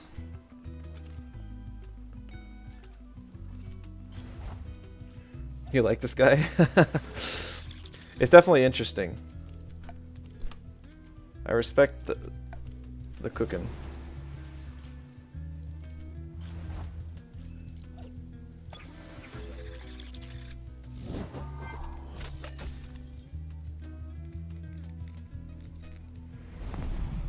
DV, get some mirroring damage off. I think I still lose because of that footwork, honestly. Because now he'll outspeed my Nesla.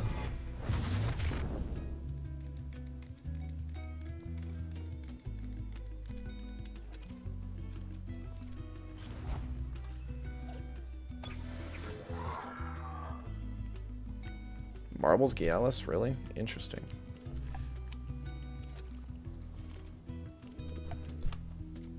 I guess we try and Helldanger the Osakai. Probably won't pay off, but can only do so much. Rifle worked too recently since it got the Vigorized edition. That's the move I haven't tried out. I thought it would be interesting, but I haven't seen it. Nah, he's too busy clicking green circles. If he attacked the move flank there, I think it would have been a guaranteed win. Now it could potentially go either way. Depends on how much speed invest he's got on the Osakai.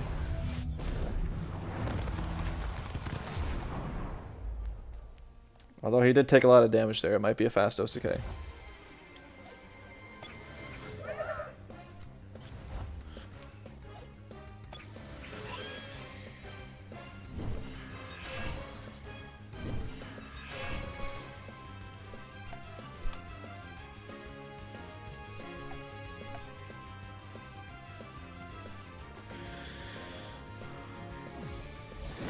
Yeah, that doesn't kill.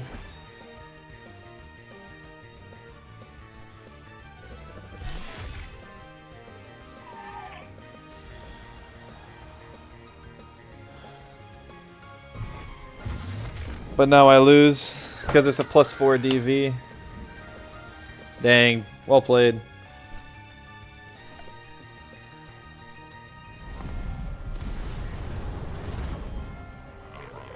He already used Inner. It was on hold. But I don't have that bulky of a move flank. I didn't even get to find out if I was faster or not because he clicked hook the turn before. So I can't even complain like, oh, if only yeah. So maybe this team just isn't good. I'm actually gonna just make a new team because I don't like it. There's the code if anyone wants to try it again.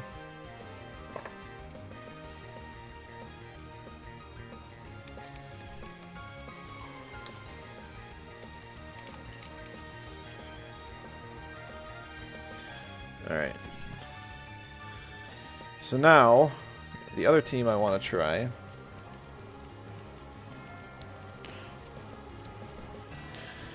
is with Anatan at the center.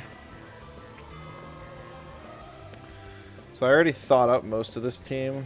I don't know exactly how it's going to look.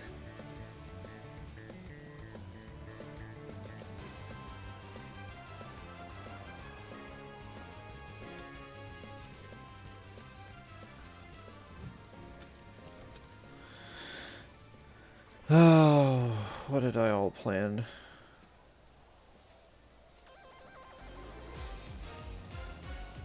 I had like 7 of the 8 Tems thought up ahead of time.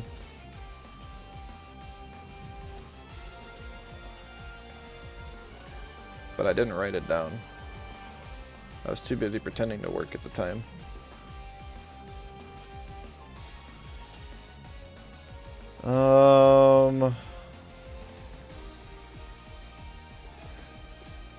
He drink Anatan? No. I still like Nutbar. See my take on a Brock team, or is Brock bad? Okay, so this might be a hot take, but in my opinion, Brock is one of the worst Tems in the game right now. I think losing Plague was way too crucial for it. And I mean, most of the Tems in the game are balanced, and I think that Brock is just not there. I think in a world where almost every single Tem is balanced, Brock is below the curve. Now, see how it's a hot take? I mean, saying it's the worst, though. But I actually can't think of many Tems that are worse. Maybe Magmut still ain't great either. Give Brock a Lifeful Staff. We're talking... No, stop turning him into a healer. I want him to be a bruiser. His offensive typing is insane. Seriously, what else did I think Kinu. Kinu was going to be like my support.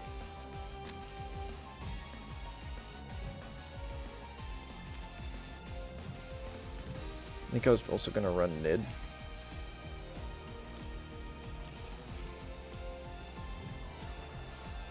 Oh, sorry. Let me turn that off. Brock needs the Volgon treatments. So you've given up on that? No, I was... like, Fast Brock was really good. I ran it for so long, and it was really solid. I still think Grumper's pretty good. Like, he's on this team I'm running. I've been running. Which I'm going to consider my main team for the patch. Grumper's on your stall team. Oh, stop! I see. This is the problem. Everyone's putting my bulky offense Tems on stall. It's like and Crema's telling them to. Oh, I think I was gonna do Cowrin as well. I was gonna do an offensive Cowrin sort of thing. So I've got triple melee weakness. The spy got 1 mental. Don't do great against toxics and maybe like a bulky wind. I always just want a bulky wind, and there's just not one available.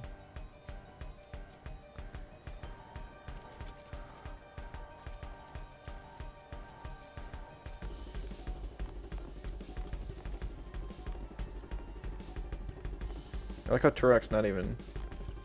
Oh, it's up here. I was like, it wasn't even recommended.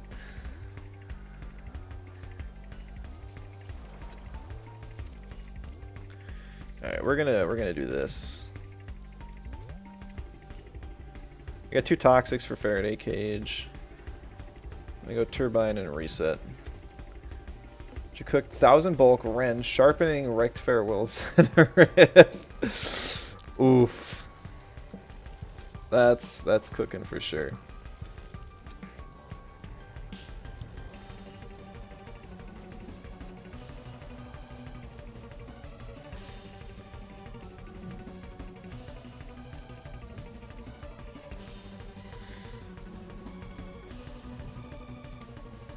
Okay. 65 stam. 500 attack. Never dying ever again. Start zooming through that Ren fast.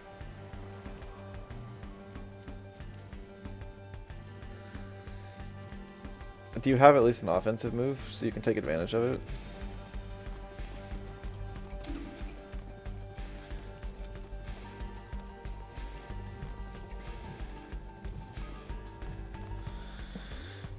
Alright, this was... I think, yes, I think 70's right. Because that's double heat up into a crystal bite.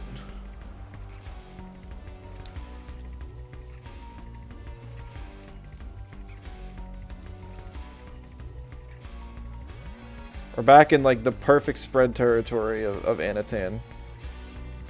500, 100, 400. Always love when that happens. It just has such nice, well-rounded options. Alright, so Calibus is naturally faster than Anatan, so I can H-slap into it. You go Tink. And maybe Laundry now that it just naturally has Prio. Crystal Tail, gotcha. Spikes from your match, you have a bit of explain to do. Team is a war crime. Talk to you out of destroying your current stall team by adding that in for now. So you're running pure stall, just horrible sort of thing. And Strangle's probably better. I definitely want the option to triple H-slap here.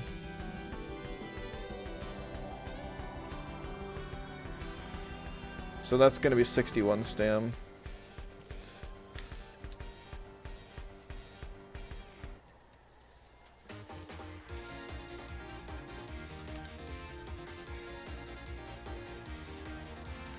I'm going to invest some amount in attack. I don't want this thing to be completely weak.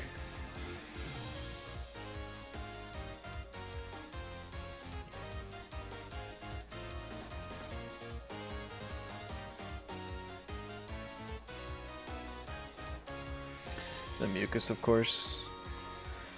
Item, man, I don't know. Let's go double screen for now.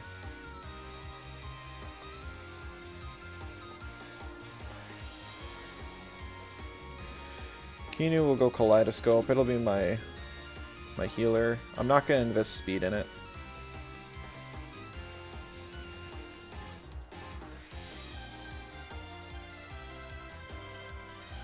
$72 stam is plenty. We'll max HP out, whatever we can get out of this stupid thing.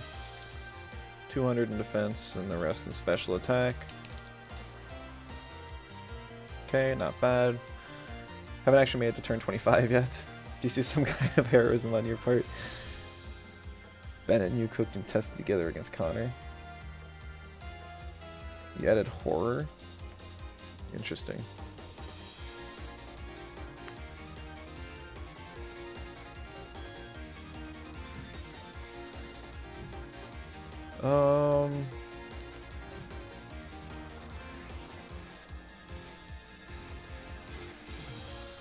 I like Nox Bomb on my nids.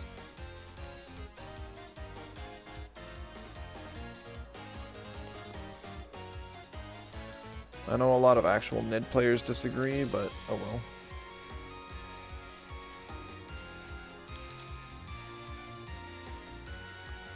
Even out the defenses, rest and attack.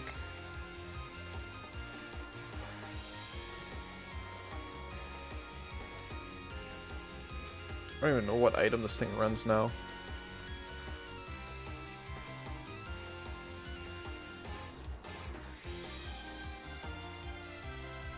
No, I'm not doing Mom's Lunch. I hate that item. I don't play around it myself well enough.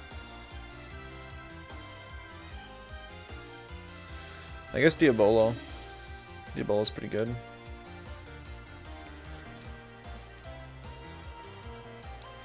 Go Iron Coating on this thing.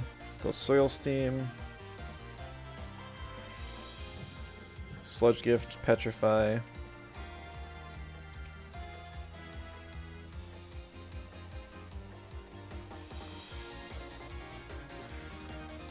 I think I'll just do Stonewall.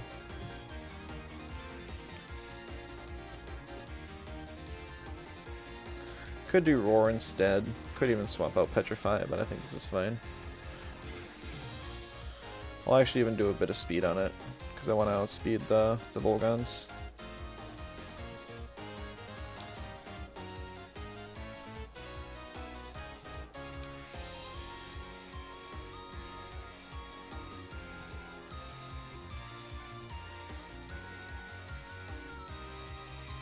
Okay. Bulky 2-wire, huh?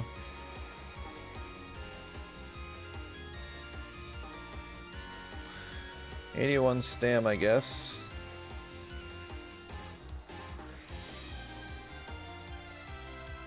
Do I need to outspeed anything? Guess I'll outspeed my nid, but that's about it.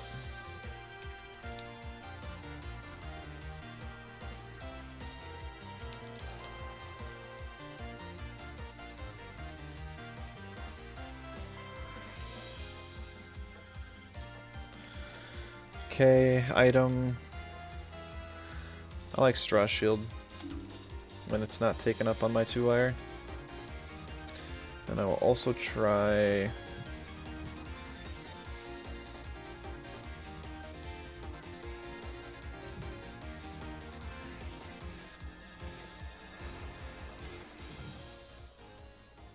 Diamond Fort.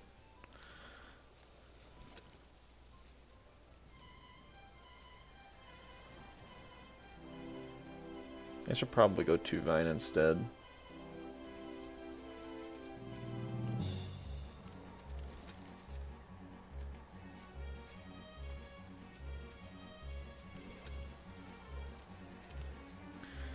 Yeah, that'll be better.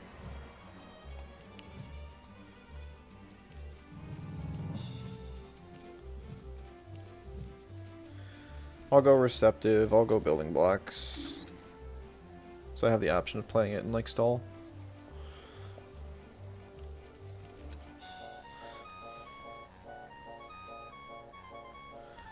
$74 stam, good enough.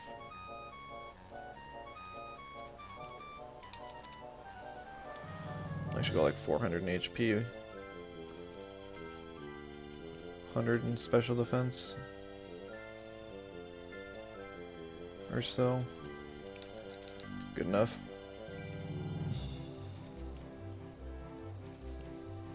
Okay, so now I have to outspeed Tuvine with...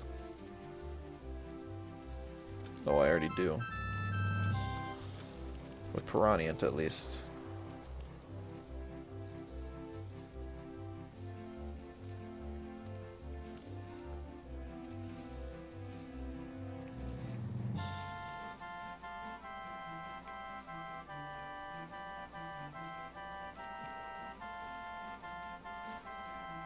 Nah, we need special defense.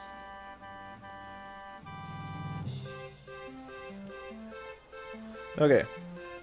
Probably good enough.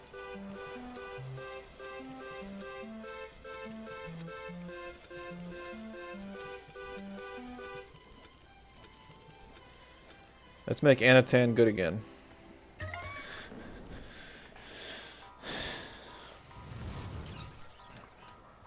Noxtron can add horror to its set, so it's no longer walled by Thames like a Doro and Equinox, which is nice. Yeah, I was looking at that too. Also really good with Gallios.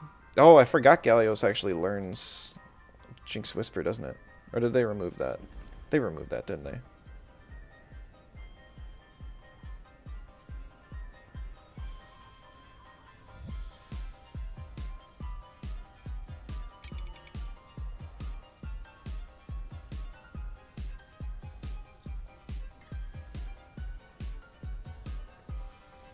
I think we banned the Munko. I have a few ways to deal with Wolfie.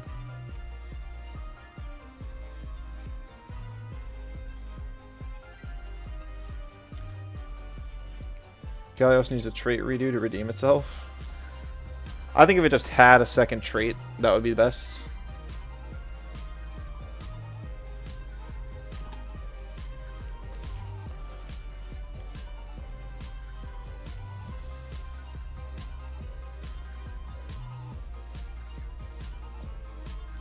So this is a full special team plus Zalbian, so I'm probably gonna...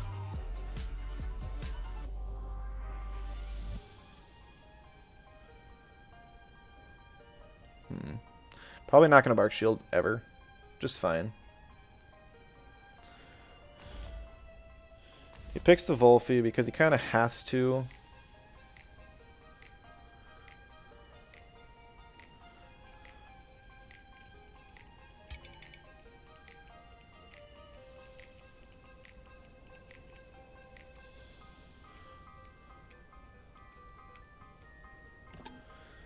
Aquino here is not even that bad of an option.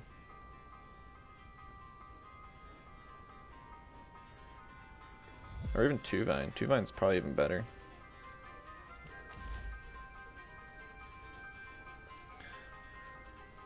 Value support the way you play it.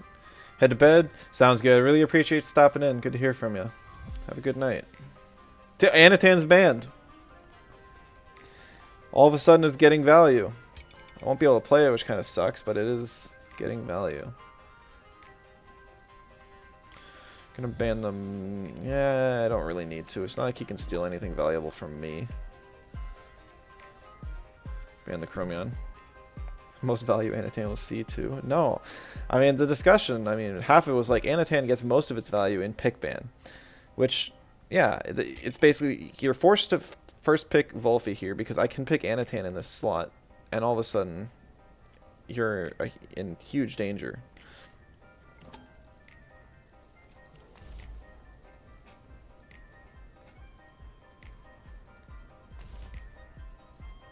Bounce back.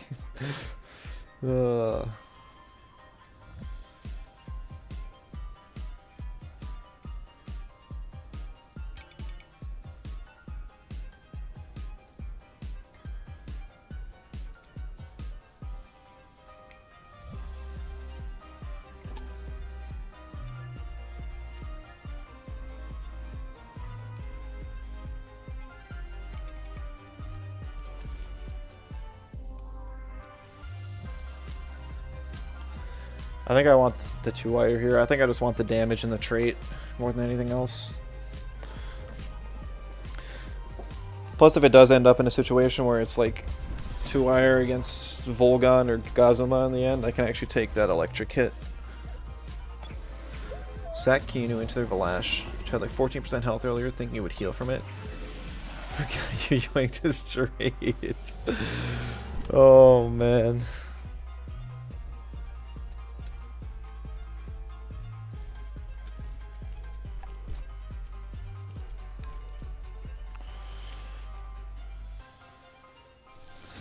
Alright, so 2-Vine I want to say will live the double in, but it's going to die next turn. Whoa, that might be a really bulky Volgon. That seemed like it did no damage. Oh, Jinx Whisper. I forgot that's a thing. Should have side spores.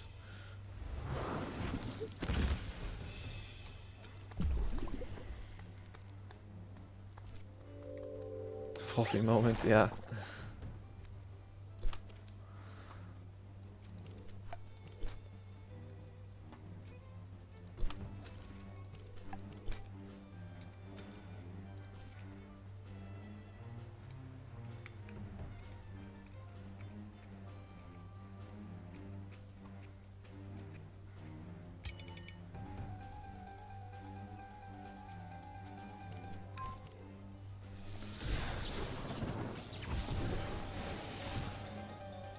Might be able to take a Plague.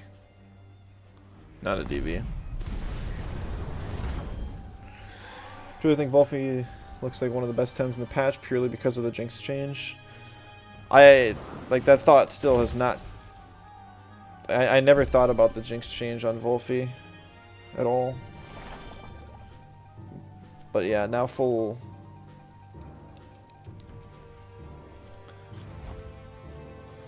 speed Wolfies definitely seem pretty good.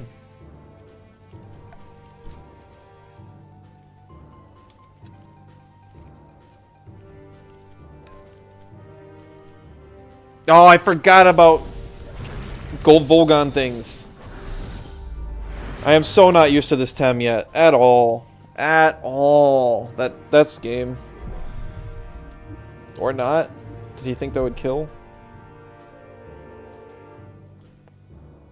I mean, it's still pretty rough. I needed more health on Cower than that.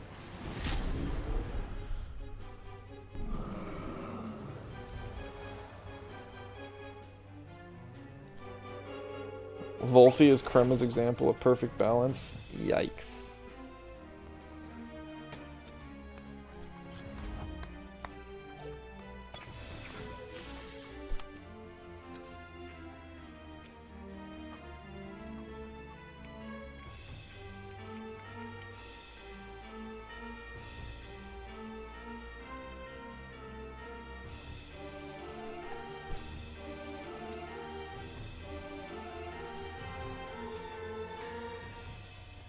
You think the move's the problem, not the rest of Wolfie in general?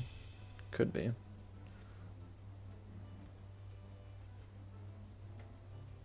Wolfie's defensive typing is very strong. It's literally like the best in the game. Well, second best. But Roller Ends is better.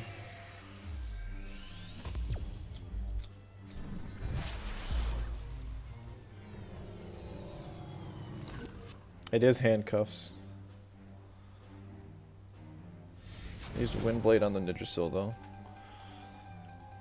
So now a Tesla or an Electric Storm won't kill.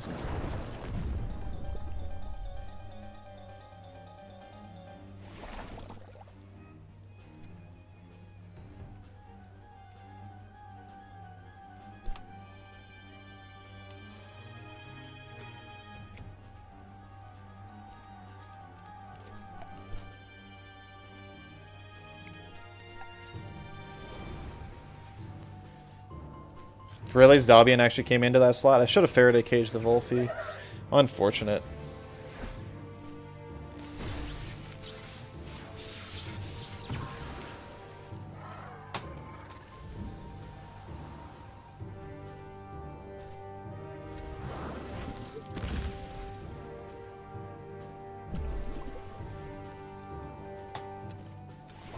Hello? Knock knock, Crema. Crema, where's my straw shield? It was not disabled by burglar.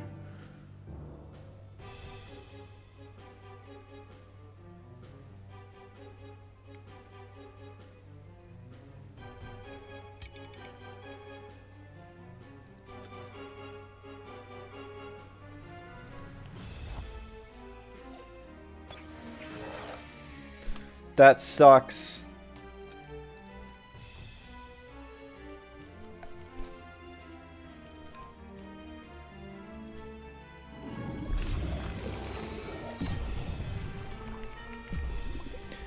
Well, hello everybody. Some of you may have noticed out of the corner of your screens that I just died to Tesla Prison. Now, it is a very curious thing because I still had Straw Shield available. Look, it wasn't burglar because it's still enabled here.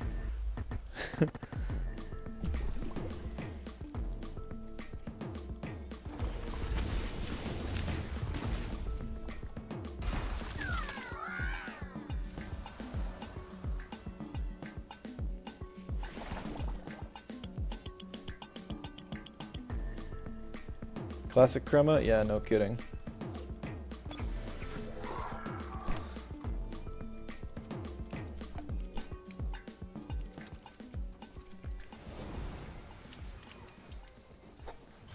Yeah, and that's going to be the difference in this game, I think.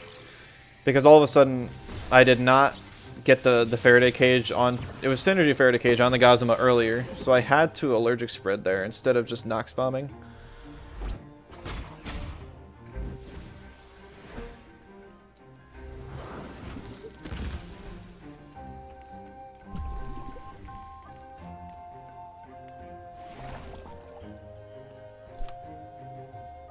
And then Diabolo, man, like literally, it's the difference between Gazuma having been dead this turn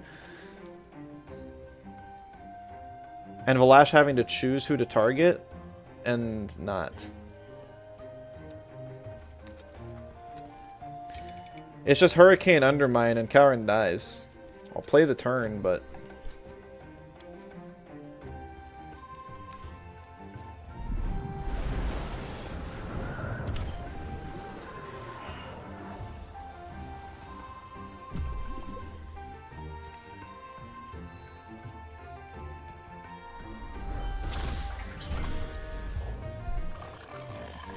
Yeah, I mean, if I could have got the Petrify off, I probably would have won yet, because I could have one-shot the Valash with Piranhans.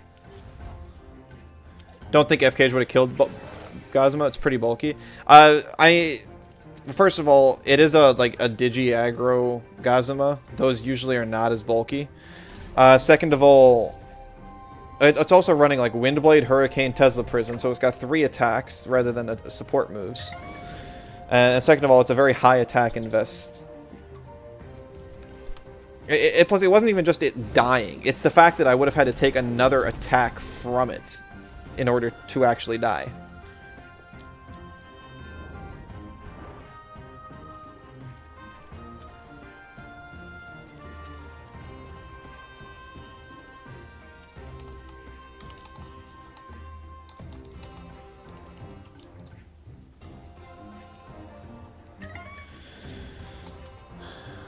Maybe it was burglar and I just didn't see it and it didn't disable it in the screen.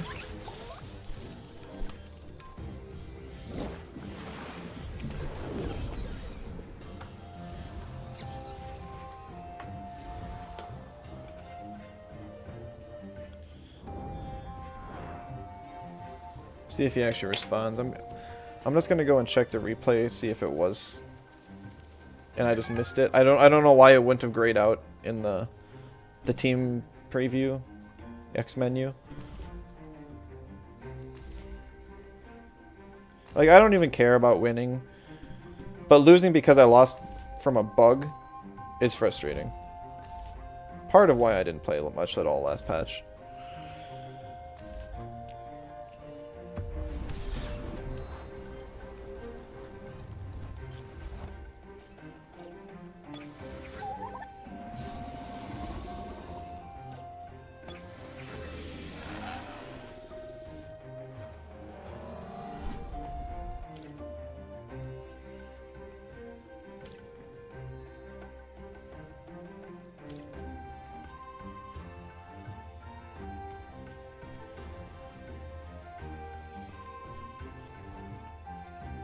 Okay, so here's the turn I swap it in. This is when I get plagued. no burglar proc. We got handcuffs. That was not a burglar Volphy. And for anyone who missed it, here's the next turn where I do get Tesla prisoned. Like, it shows Straw Shield procced there. But no, that should have just been it revealing at the start of the turn. Yeah, no, that's what that was. So here I'm taking the Tesla prison. And I just die. I am high HP in Vest, so it's not even the possibility that I could have died from that Tesla prison alone. Even through it. So, nope, that was just a bug.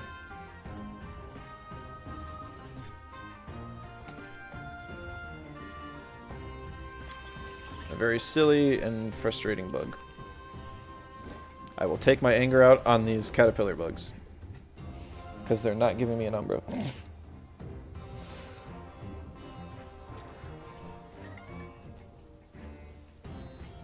I don't even know what I'm going to hunt if I get the Umbra from this, honestly. I guess Adoro. I've been using Adoro a lot. And I never have a Luma of it. Did Team Elusive ever proc? I never used a spread move. I asked him if it was burglar, just in case the display wasn't doing it correctly. Just a visual bug. Yeah, that's why I asked. We'll see if he responds.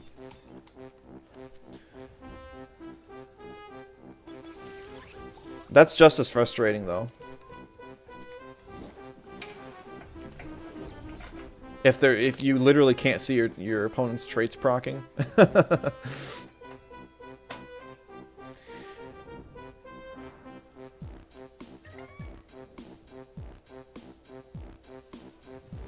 Either way, the bug lost him the game. Yeah. Like, it's still very possible I could have lost even if the bug didn't take place, but I made all of my plays around knowing I had Straw Shield and I could live a hit.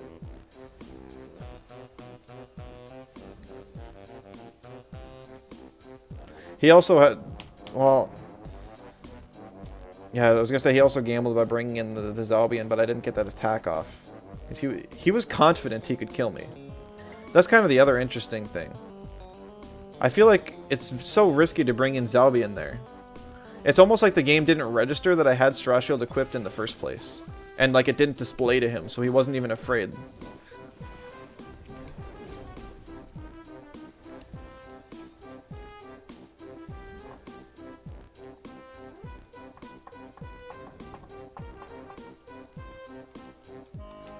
Is he just in another game already? Yeah.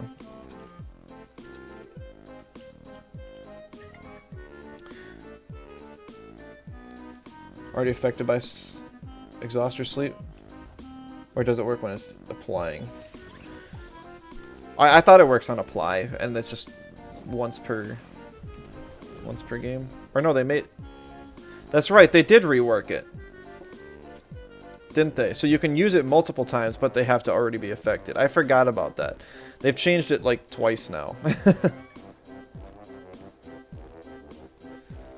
So yeah, no, there's just no reason why that should have ever happened.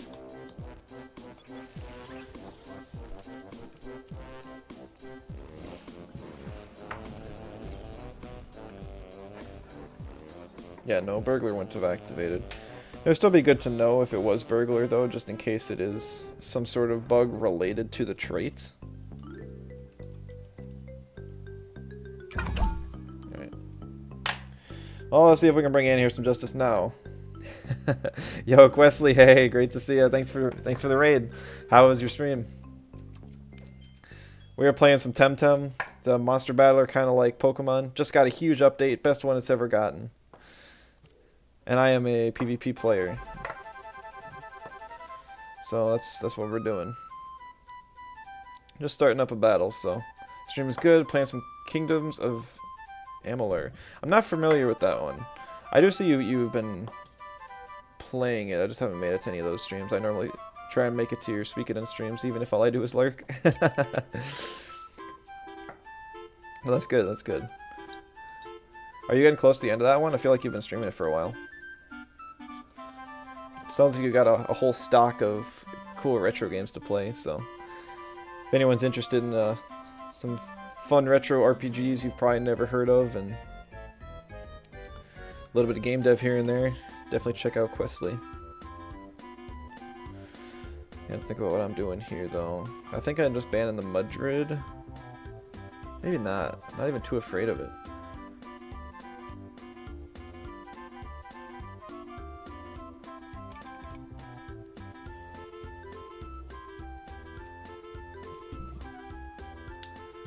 Lurk because work sounds good. Appreciate you even just being here, gamer. So have a good work.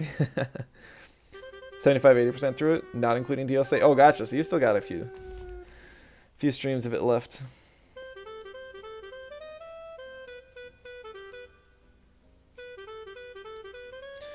All right, so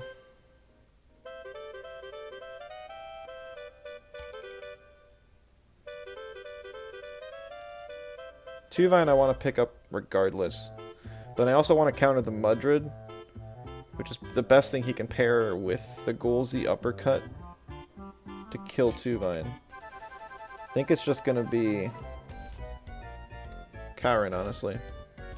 Because that counters Mudrid, it's decent damage against Skunch, and yeah. Debating taking a break once you beat the base game, because DLC are fairly large. Gotcha, gotcha.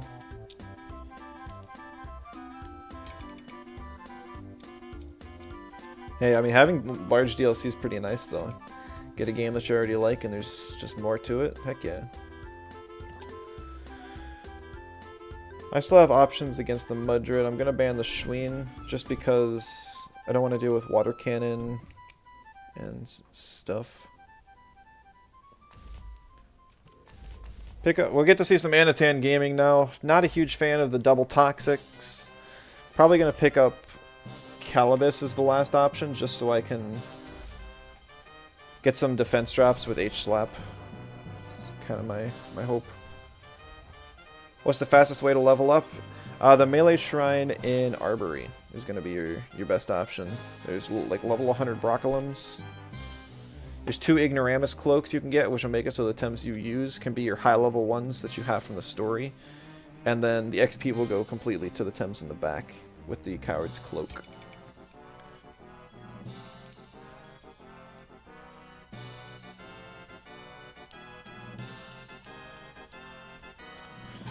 Alright, I'm going to CPG the Skunch, and I'm going to Soil Steam the Golzy. Onto the Tuvine, no surprises there. Diffuser, so no building blocks for me.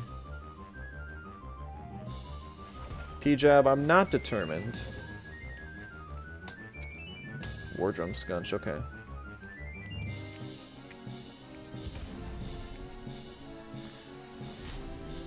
Ooh.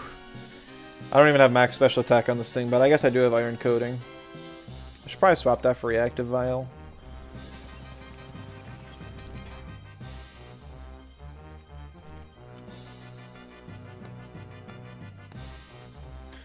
So the Mudrid and Skunch are still pretty big threats.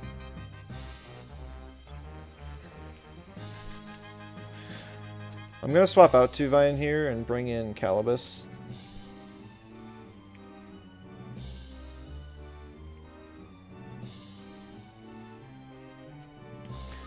And I'm going to get a Sludge Gift off on the Nox, because I think it's just going to Madness buff here, so any damage I can get ahead of time. How do you get 2 Ignoramus Cloaks? Your best bet is just going to be to look up the quest for it. There's one of them I guess you can find on the Sun, and the other one I don't even remember.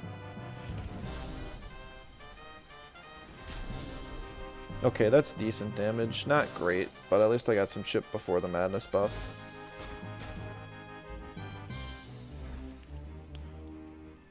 Played against Tatoa. Dang, Tatoa's back. That's awesome. I'm glad to hear it.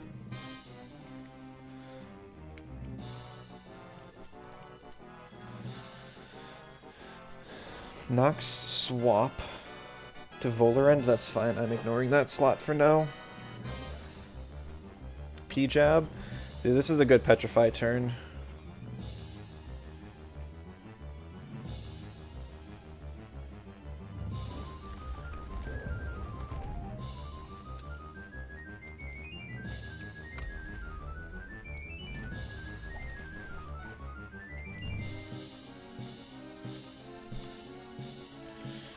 So I can Tink to Scunch.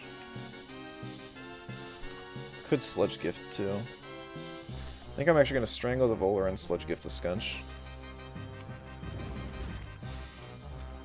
Just got to kill the Mudrid now. And then the game's pretty much over.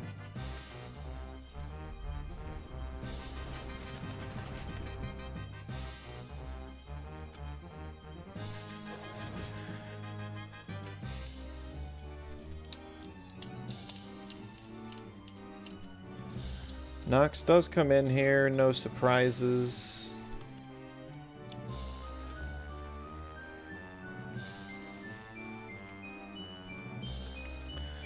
I'm gonna swap in... Anatan. I'm gonna rest on Kaurin, because Kaurin's not scared. Oh my goodness, I didn't expect the Mudrid to come in now. Please no hallucination on the Calibus slot. You don't have any mentals on your team. Turbo. Okay, I can deal with that.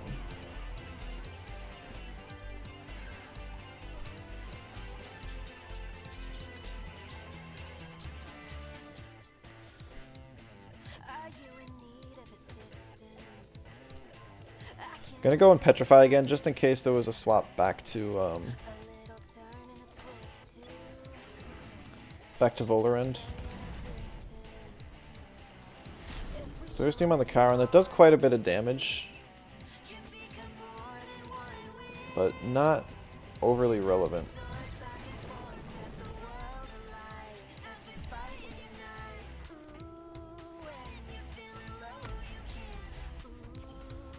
Alright, that's pretty good damage. Sludge Gift should be able to kill. Oh shoot, it's resistant Mudrid. See, Dispersion is such a strong trait that really throws me off.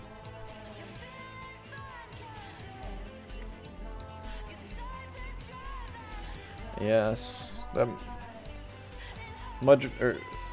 that sucks. Good play by him. Is it though?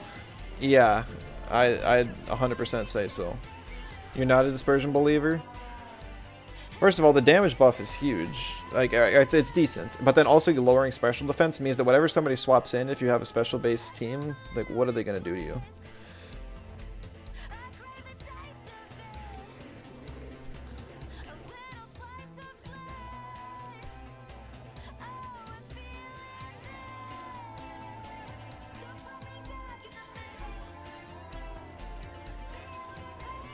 Back from Din Din. Alright, welcome back.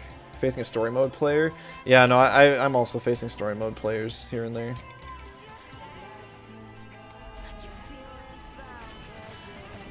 That means you're clicking Sandstorm or Quartz. Sandstorm's pretty solid.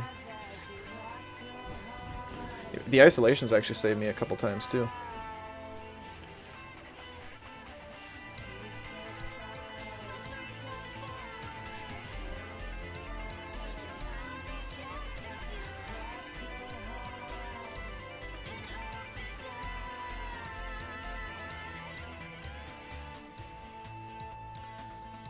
What's the rarest Luma Umbra in the game? The Mythicals. Oh shoot, it's Pillow. I did want to put it to sleep. I was hoping it was First Aid Kit though.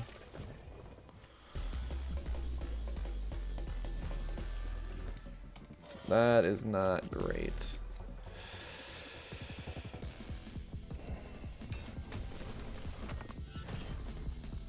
Ah, who cares? Where's the Anatan haters now? I'm always spreading in lead, you would see the vision.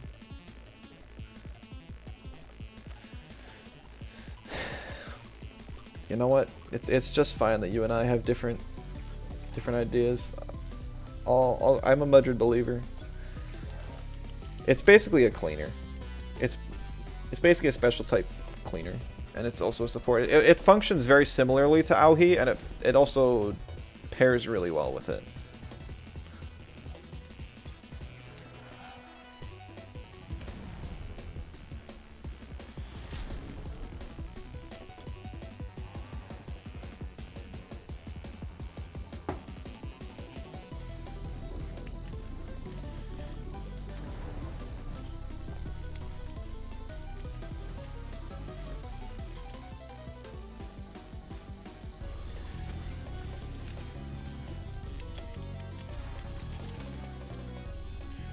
So Pansun route. That's where it's saying the second Ignoramus cloak is. I think it's a quest after you beat the game, so it's possible you haven't unlocked it yet.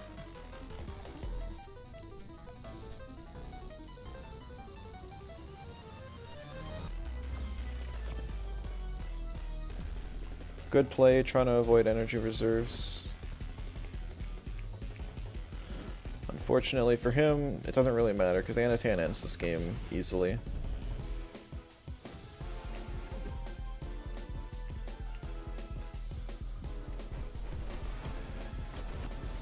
GG.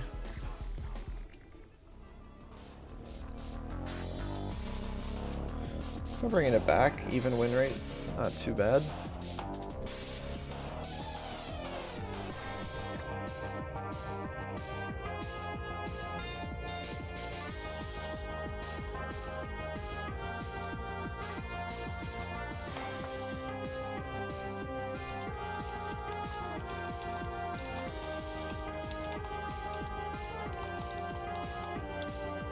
Oh, he disconnected. So it was a team elusive Volphy, so it was indeed a bug. Gonna head out? Sounds good, Mr. Bossy. Thanks for stopping in. Have a good night.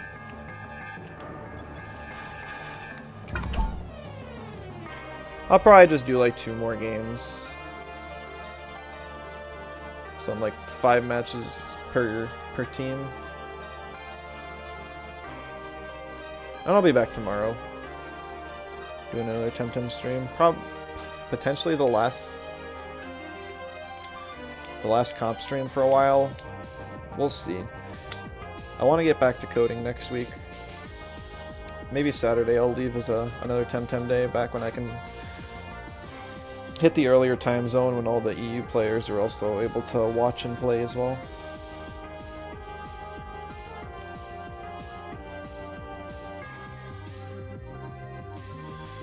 This looks like a pretty solid team. I'm really surprised to see Mashuk, honestly. I don't think Mashuk is great in this meta. I think there's a lot of mentals around, so it just surprises me. It's also more of a mid-range Tem. Going to bed as well? Sounds good, Cooners. I'll probably use the same team tomorrow, so I'll get to try out some more W-Tam. But yeah, have a good night. Alright, so Nidrasil's down. It's not too bad. I can't immediately threaten Oshiara. Quite a few things that Anatan does not want to deal with.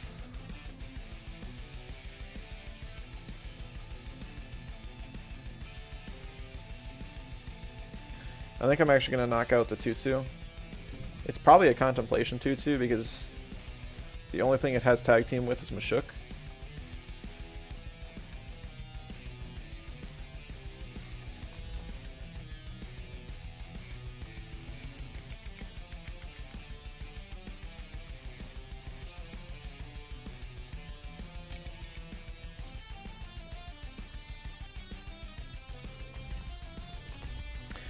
This is a decent lead, nothing crazy. Oshiara is actually pretty bad for me, so it's not that great of a lead.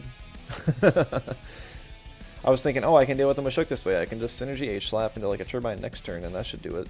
But I don't have that luxury. I need to try and take down this Oshiara, and I don't think an H-slap plus a CPG is going to do it alone.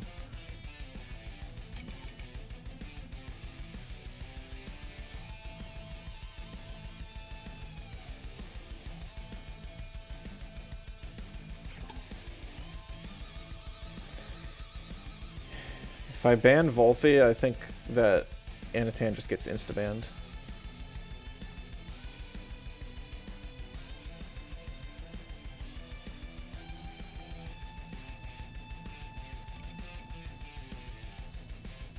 So we're gonna do it.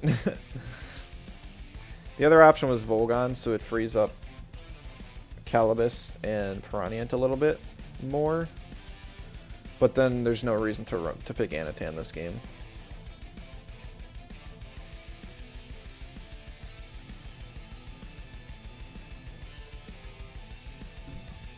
Okay, we still get to Piranha. That's awesome.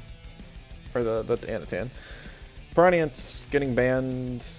I don't know how much I would have used it for. It would have been nice against Auhi. I can still pick Calibus. Calibus does a very similar job to what Piranha wants to do. And I'll pick Anatan because I was going to anyways.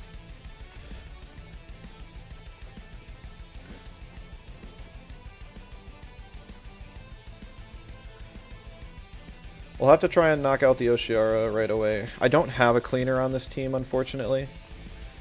I should probably add one. Right now, Kinu's not doing anything. I tried to play a more defensive version of this team, and I don't think it's great.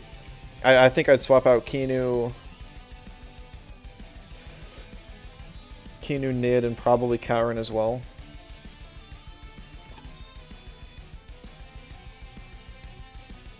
Karen's the closest thing I have to a cleaner, just with Sludge Gift and moderate speed investment.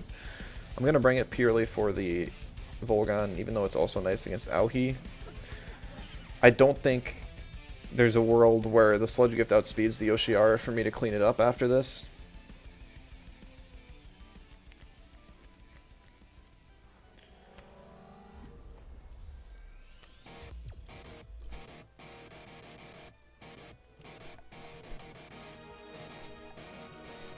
Like, the H-Lap CPG just doesn't do that much damage. It doesn't. It's good to see Toa, though. It's cool I got to match against him. I think he'll beat me here. He's running a bit more of a meta team than I am. Oshiara is... I still say Oshiara is too strong.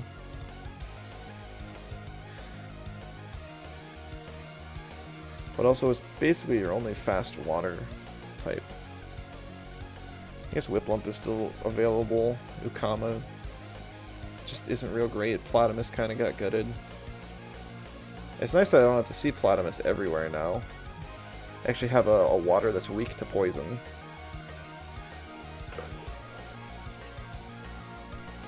Mashuk swap! Whoa! Into Volgon. Synergy on something. High pressure water to burn the 2-vine. That's a good play.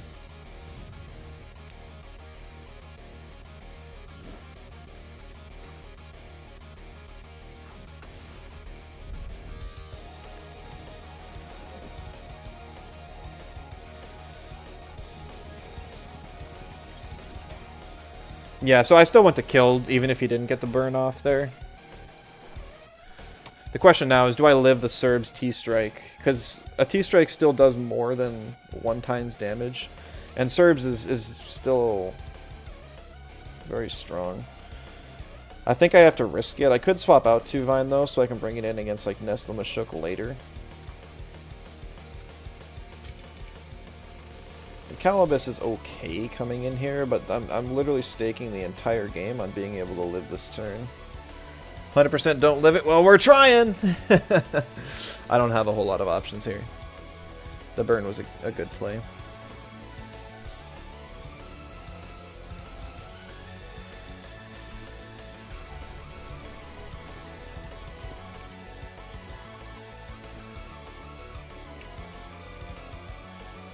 I outspeed!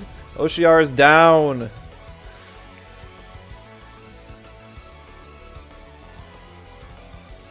Volgon used E-Storm.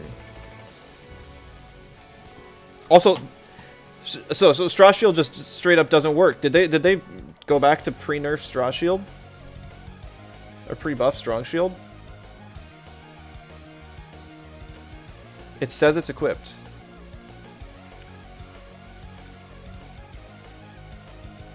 Grandma, where's my refund?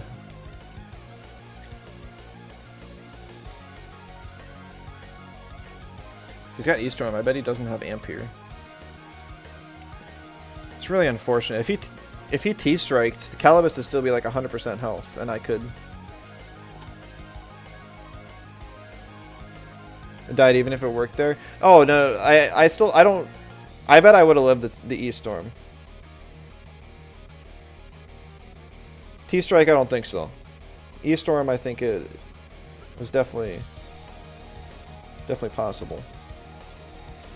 But it doesn't matter because the item is still not working.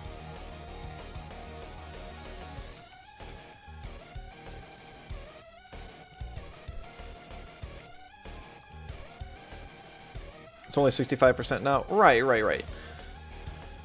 But like, let's say a T-Strike does like...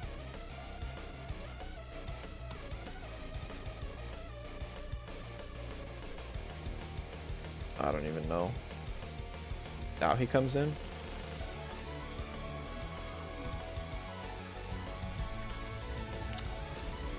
I'm not sure if that's the right play though.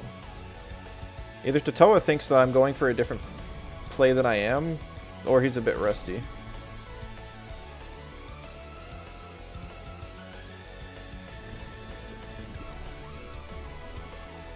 I guess it's possible he just wanted the chip so that end a free swap into Nesla. So like if it did 600 damage normally, it would do 200. I had like 160 health. I don't know how much E-Storm does. We can check calc for fun after this. He brought the Volgon back in.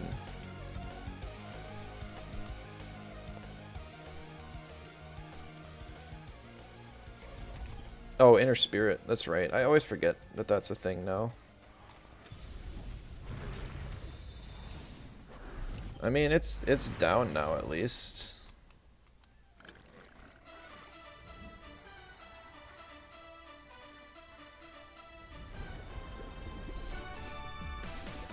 The point is that there's a bug. Yeah. Like that's all the relevance that matters this game, is that there is a bug. I wonder if it's going to be sharp rain here.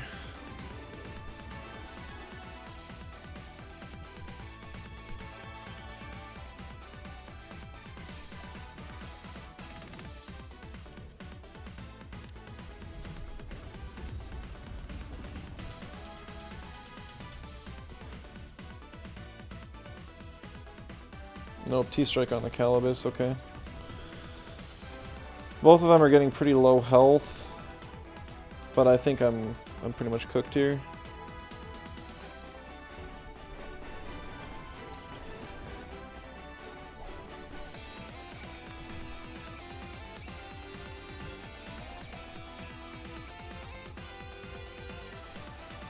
Because Tuvine dies to whatever Volgon's got, and Anatan just can't win an endgame when it's at such a bad type disadvantage.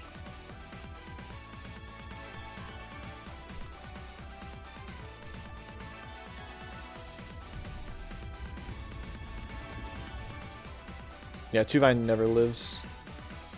Unless Volgon just doesn't attack. That's the only way I even have a chance, but yeah, there's no reason not to.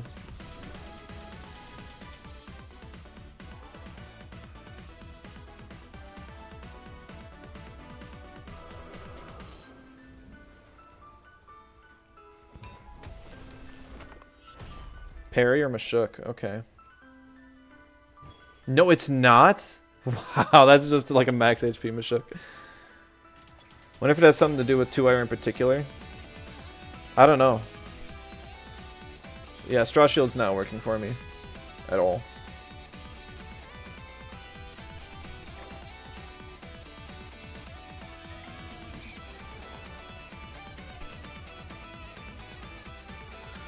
Alright.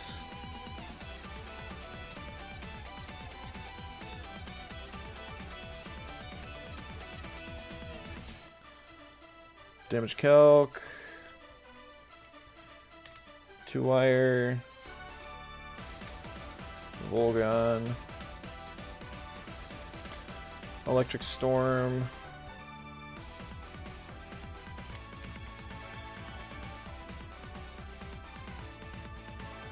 Oh, I clicked the wrong button. Still don't have that auto mod set up correctly.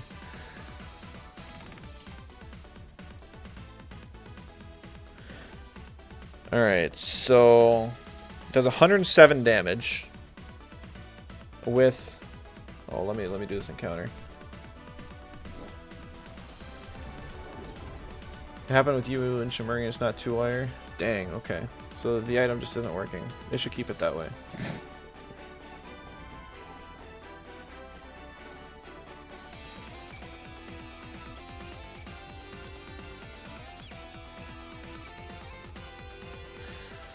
So I have 1 extra point in special defense. And let's say this thing's max special attack. Yep, I would have always lived.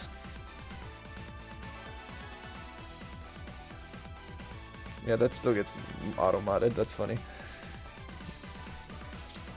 Because I had 160 some health left, and it would have done 146 with max special attack.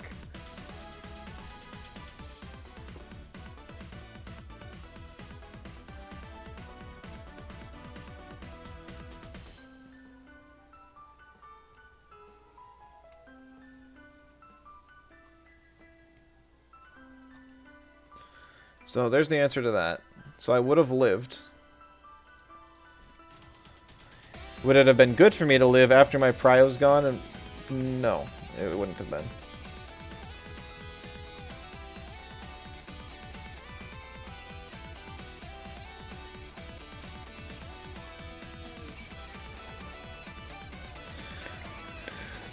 Yeah, I mean, I'm definitely okay with Straw Shield not working.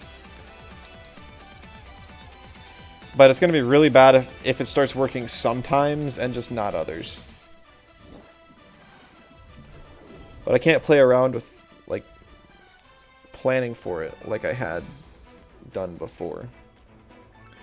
Because, like, both of those times I was like, okay, I'm going to use Straw Shield so I can live this. And it's not paying off.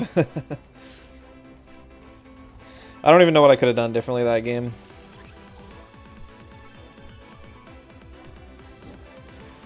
A team very similar to that is going to be the one to beat me. Like Auhi, Volgan, Oshiara.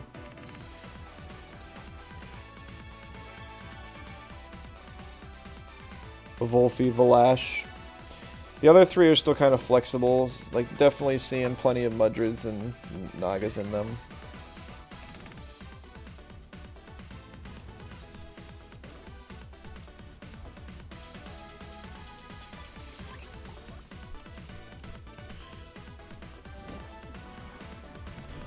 But once again, if you look at that team, pure nature typing is just beautiful. Like, there's Mashuk and there's Auhi. Beyond that, there's like nothing. It walls Volfi, it walls Oshiara, it walls Nestle, it walls Volgan. And it's not bad into Valash, or like you have Dust Vortex on Taifu to deal with Valash. And the Tutsu's just weird on that team, honestly. I don't see the vision.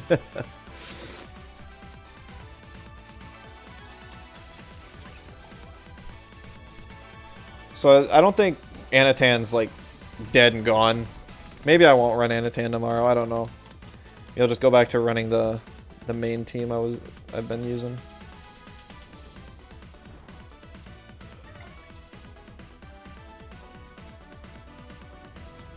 Not many of your natures right now because toxics are just as good as yesterday.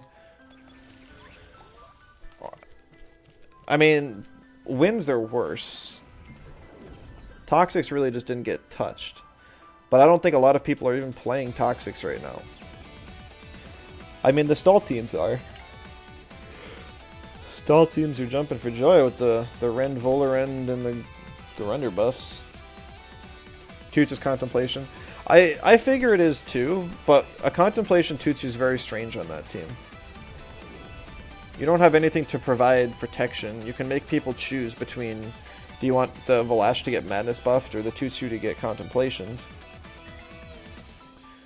I've ran Contemplation Tutsu a few times before with like Valiar carry next to stuff like Kapire before, since they function similarly. But I rarely, like, if you run Contemplation, you have to take too much out of speed, or too much out of HP to run into speed, and you just don't have like high damage nukes that you would want. Your highest damage move is now Head Charge, just tied with Feather Gatling, at 100 BP. Like you don't have like high hold things that you can just launch. You don't have Oshidashi, no hook kick even. There's no like high hold physical wind move. There's not even any wind attacks with more than one hold. It's very strange. Come on.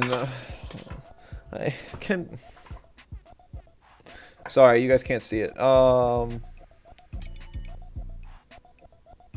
we go. There's a Gazuma. So we're just gonna like spam F. You should be banned from comp with your story team before finishing the story. I'm gonna outspeed his entire team with my Calibus.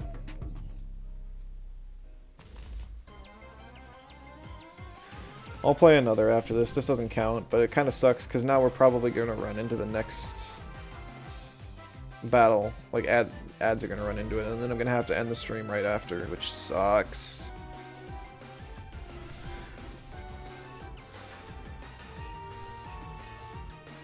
Why? Like this is, it's not even like a rare occurrence. This is very common.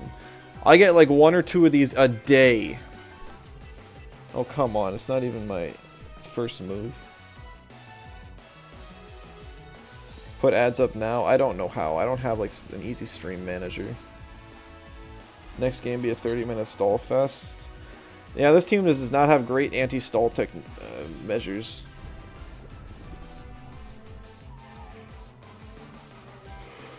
Oh, wake me up when the battle's over.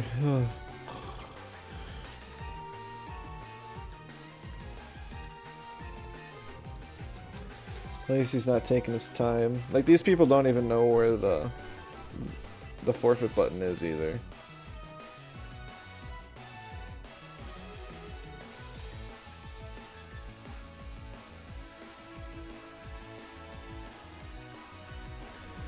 Worst part is, he actually probably knows these Tems because they're like first route Tems.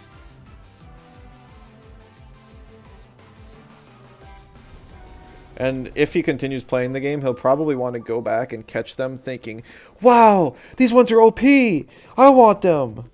Sort of thing, you know? Now, I can always advocate for another Piranhian lover. Well, I should have used Abyssal Maw. Oh well.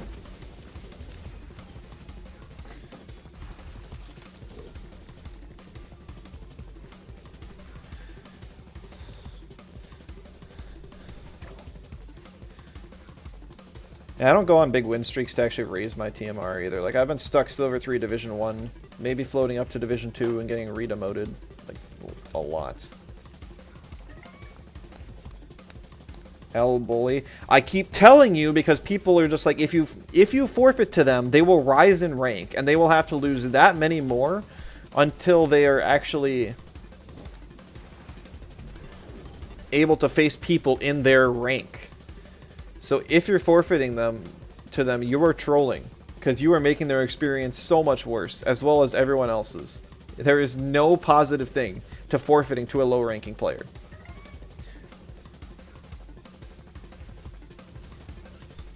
Zero positives.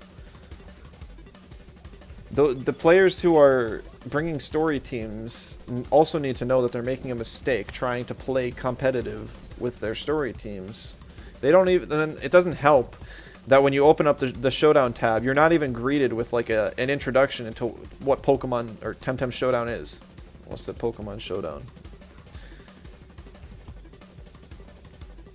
You can queue if queues get slow and mute stream. What's your 8th radar now? No pop. That sucks. I know a few people like that, and that's crazy. This is only my 2nd radar not to pop. But these are Umbra radars, and that's always a bit of a shame.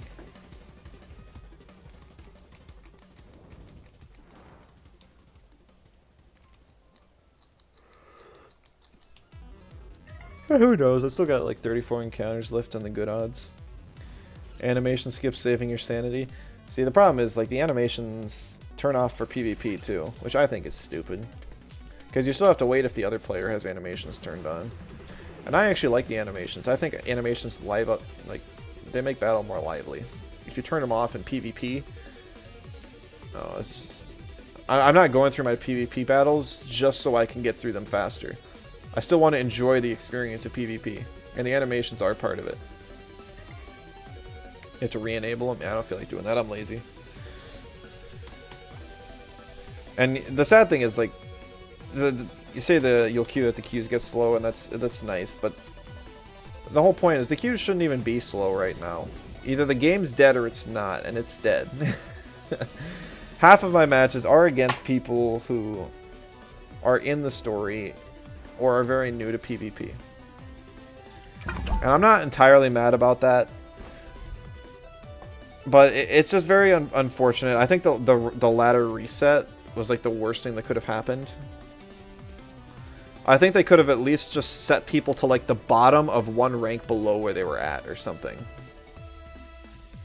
So if somebody was in, or just, I don't know, I guess set everyone who's like above gold to gold and everyone else at like 1,000. That would have been a good starting point.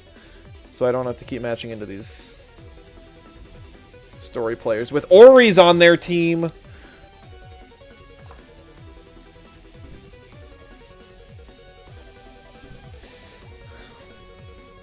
Why?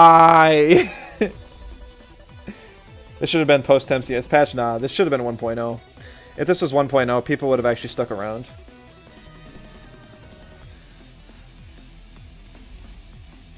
The dude picked the Ori.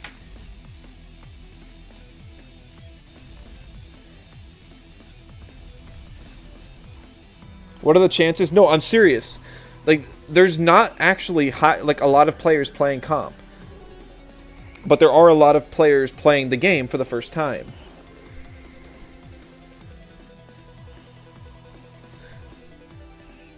Probably not even that low. No, seriously, it's like a 1 in 5 chance you're going to get a player like this. Especially at this time zone. It seems like a... Oh, I didn't actually look at the level. There's actually a level 84 Nesla. I guess I didn't think about the guy actually being in Saponku.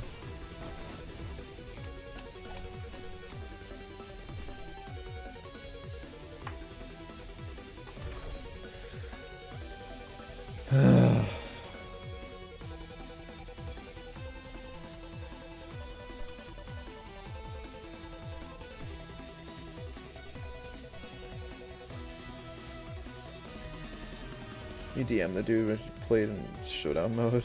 Yeah. Well, they don't know what it is. There's nothing in game that indicates you that you can build a team.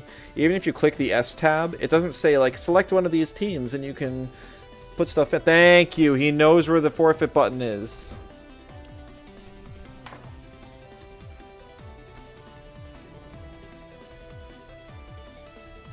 Is he in his placements or is he done with them? He's still in his placements. Insta-match. Alright, which one of you is it?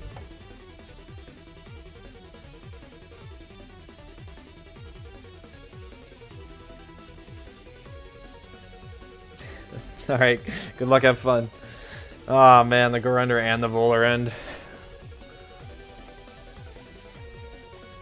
Even a Nox to top it off. At least there's another Anatan, so even if we lose, we aren't really losing. Quad Toxic against me is really tough, though.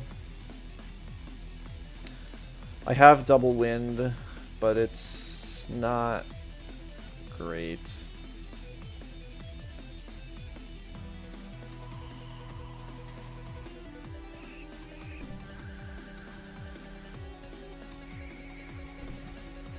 Rend users spotted. Probably just the Cerny from the Vola, right? I think those are the only two that still learn the move.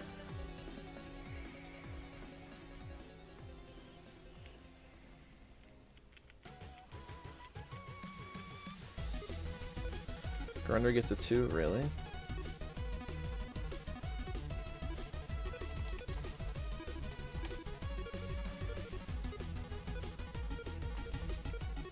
So it does.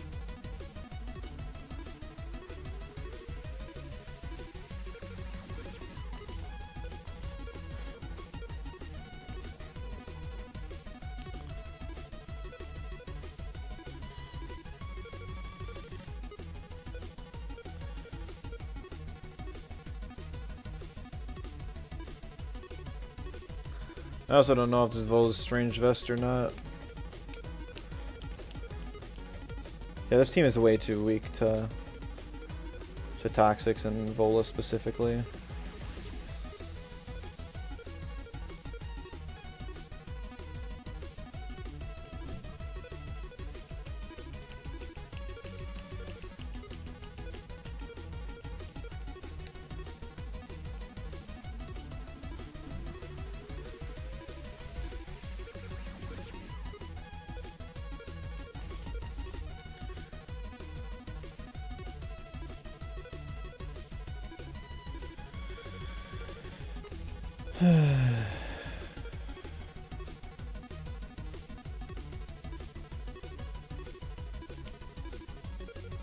He didn't ban Anatan though.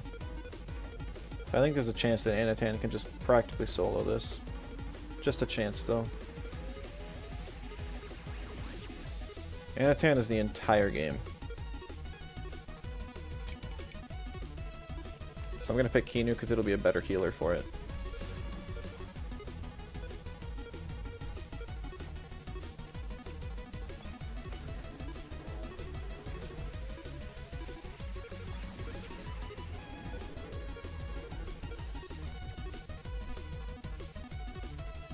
Tuck my mask, that's just fine.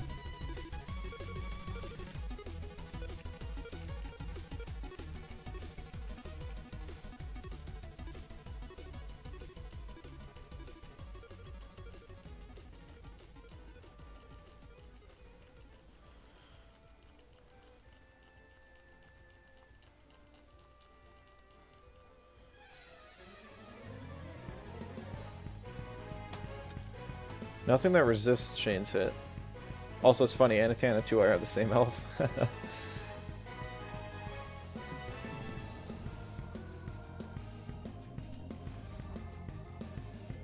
Interesting. Momo, okay.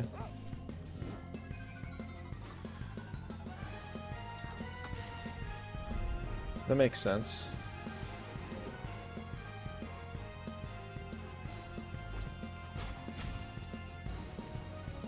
Nox doing Nox things.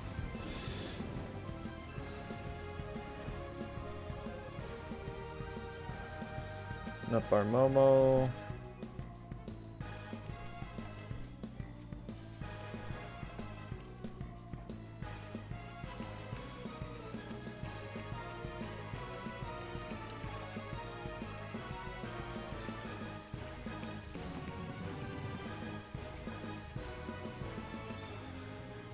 I think there's a decent chance Nox swaps out here.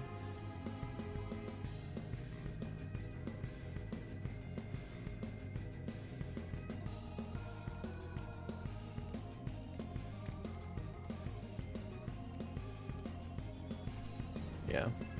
Because I could either reset or Feather Gat it.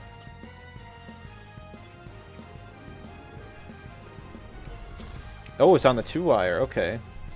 I do have Calibus as a second, and Piranha as second and third H-slappers, so I think he needed that to be on the Anatan. Like, really, really bad.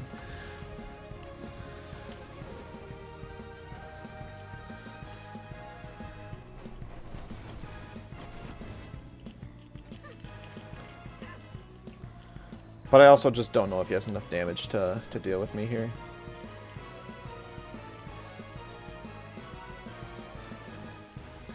One hold off on Anatan. I guess his plan is probably for a Nox carry, so that's why he wanted to go for 2-wire first. Problem is, Nox doesn't have any way to raise its defense.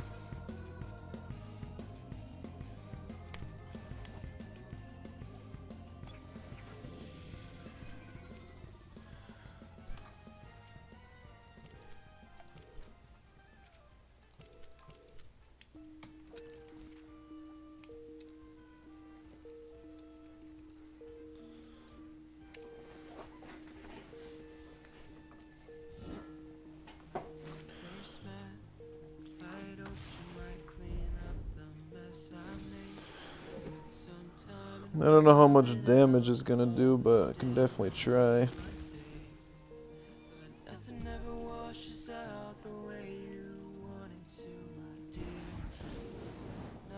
Get some damage on it before the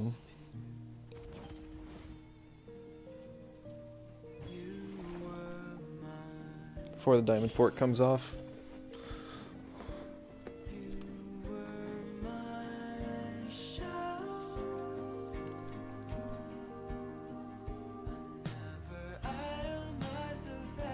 Just gonna rest on Anatan this turn. It's not really important that it does anything. Anatan or Momo or Nidrasil came in on the death swap, so it doesn't have Bark Shield up yet.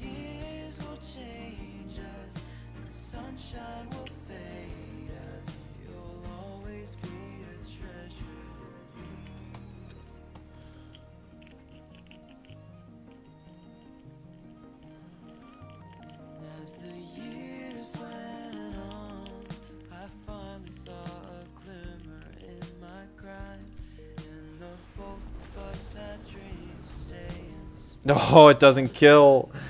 Ah, man. This is why I gotta invest max attack on 2-wire.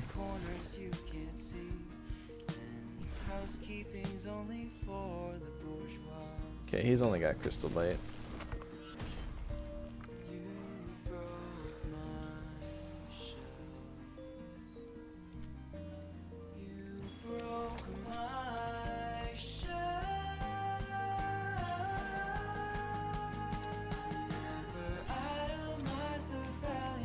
That allergic spread actually healed me. Like, genuinely, it healed me more than it did. Oh, there's the ads. Told you they were coming.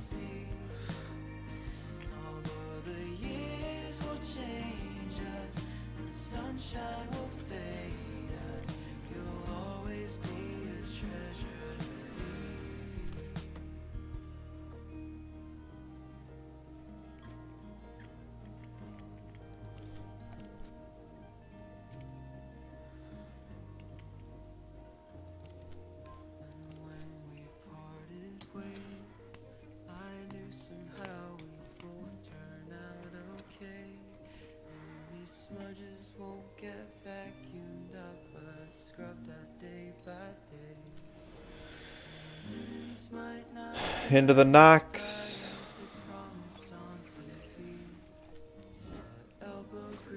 It's going to be a Bark Shield into the Diabolo proc. I don't think this kills. It does. Let's go.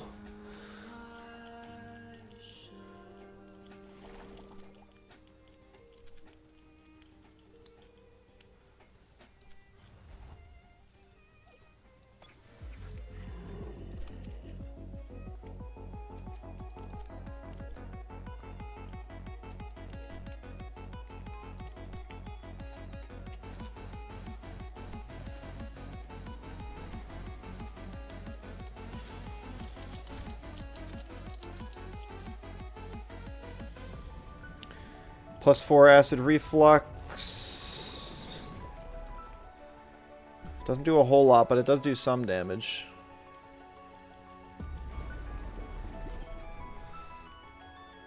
Oh shoot, tuck my mask. Oh, it's not Colosity anymore. Thought he said he was running Colosity on it.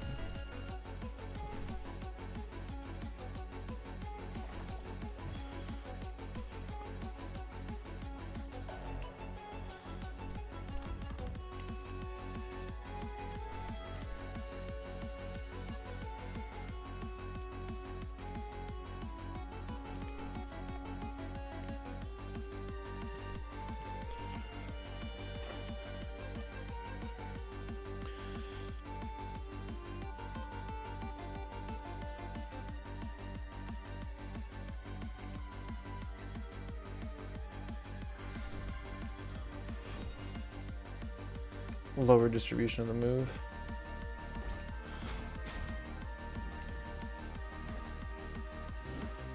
That's fair too.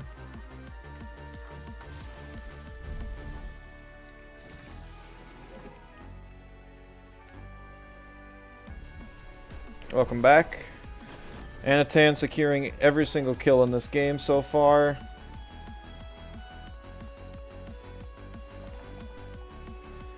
Nox Madness buffed again. So I'm going to go for the H slap into the C bite and hope it kills.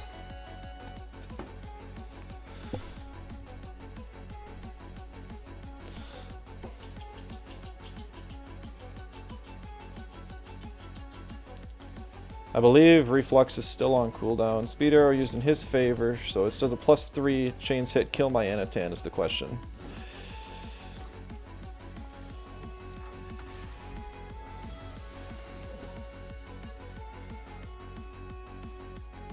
Which I don't think it ever does. Close. I do die to the OX here, but it's worth it. Oh, I did not need that second H slap. Well, Anatan doesn't quite get to kill everything, but it did like 95% of the team's health. In teams where Anatan works, it works. Anatan did a 1v5, I know. Trashed him indeed.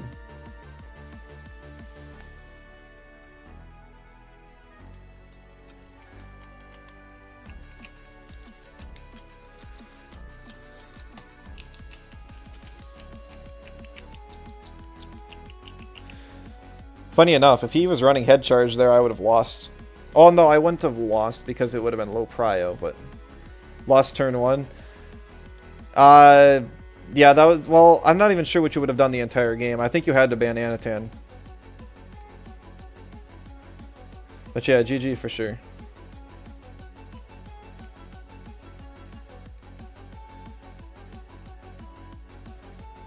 Anatan when there's no earths, and even more so when there's no waters, is just brutal.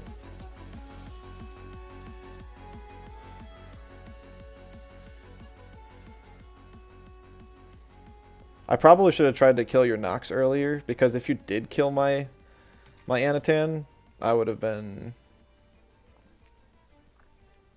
lost then and there. But Nidrasil, Cerny, yeah, it would have been rough. There were so many things I had to kill. I needed Anatan to kill everything like it did, or else I lost. I was thinking that initial Undermine was going to be towards the Anatan, which could have potentially changed things, but at the same time, if 2-wire lived, things also could have been different. I have a reset on it, so I could have reset the Nox, and it wouldn't have been as much of an issue.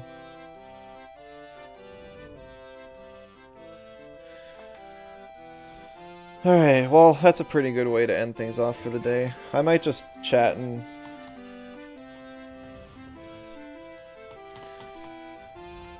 finish out the radar, see if we get an Umbra, but not doing any more matches for the day. End it with an even win rate. Click the wrong button, you thought you conceded? No, I think you clicked the exit button instead. I did the same thing earlier, so no worries, no worries. When tier list hot takes before game dead? Sunday. I'm hoping to do the tier list Sunday. So it'll be another stream tomorrow. And I'll stream for, I don't know, as long as I feel like it. And then probably Sunday tier lists. There's a lot of Tems I just don't have a good grasp on yet, though. Like, I would, in current state, I would probably put Mudred in A tier.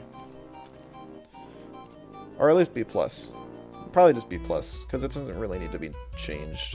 I think Mudred's finally in a good spot. Tier lists are elite. Well, they're what pretty much the entire population of people who play this game, or like just starting out, look at. Like my 1.7 tier list, despite me not playing the patch after the first week and suffering through the patch when I did play it in the first week, like it got like over 2,000 views. Which is definitely the entire population of the game, and then some. Just playing Brain Dead Aggro Team, you can't wrap your head around all the changes. I've tried pretty much all the relevant changes. I think I really tried just about everything. I still have not got to click New Shelter once, nor have I seen it clicked once.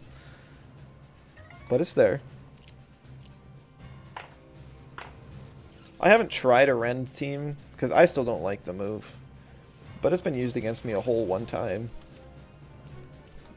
Literally one time I've had Rend used against me. And I've played like, what, 40, almost 50 matches this patch? Played 15 on Monday and like 8 to 10 since then.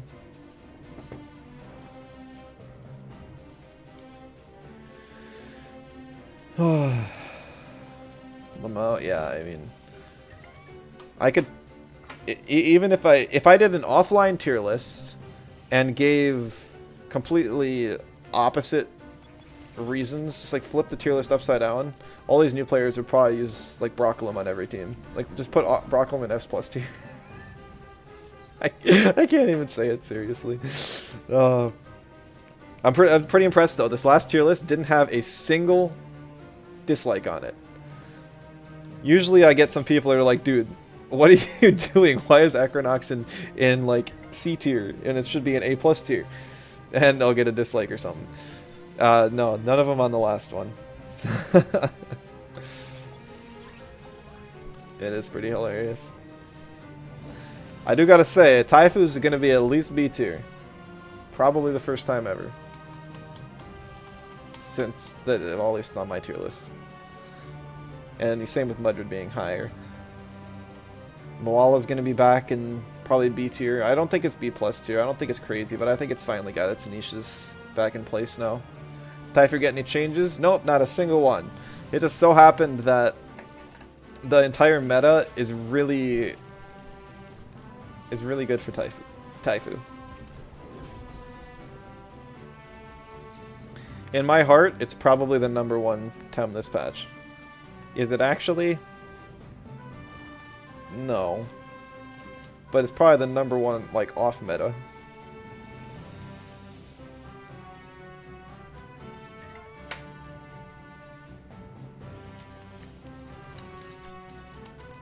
I just gotta figure out how to build it correctly.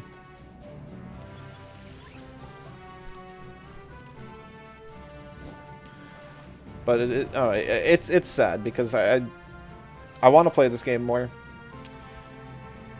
But half of my matches today are like, I had 2 matches against players that were literally using story teams. I don't even consider those matches. And we did face a lot of more better known players because I did get to queue up earlier. But as time goes on in the day, like less and less players that I actually know are getting online. And it's a lot of more inexperienced players. And I'm glad those players are playing, but I would rather they get to match against each other and learn the game than play against me. Because it's not real fun for me because I either destroy or get completely ruined by something unconventional that shouldn't work in like 80 to 90% of games, but it happens to work against me. Or I'm destroying them. So it's just kind of a coin flip. And a lot of players, like, they throw consistency out the window. They're just fine having, like, a direct 50% win rate and just spamming Wookle teams. Or I get Straw Shield diffed. That's true. I forgot that at least one of my losses was because of that. Potentially a second, because we'll just never get to... No, I don't think I ever was going to win against Toa, but it is really sad to get hit with a bug like that.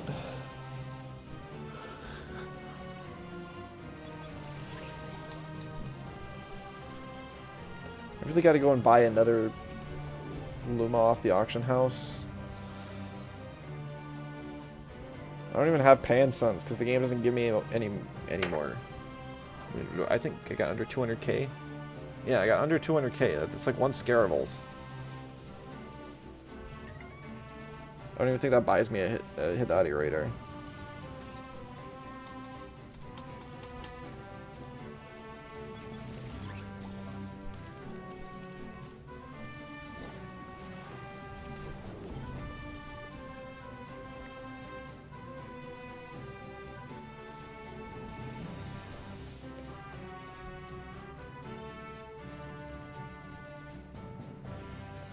Ten encounters left. Come on, come on.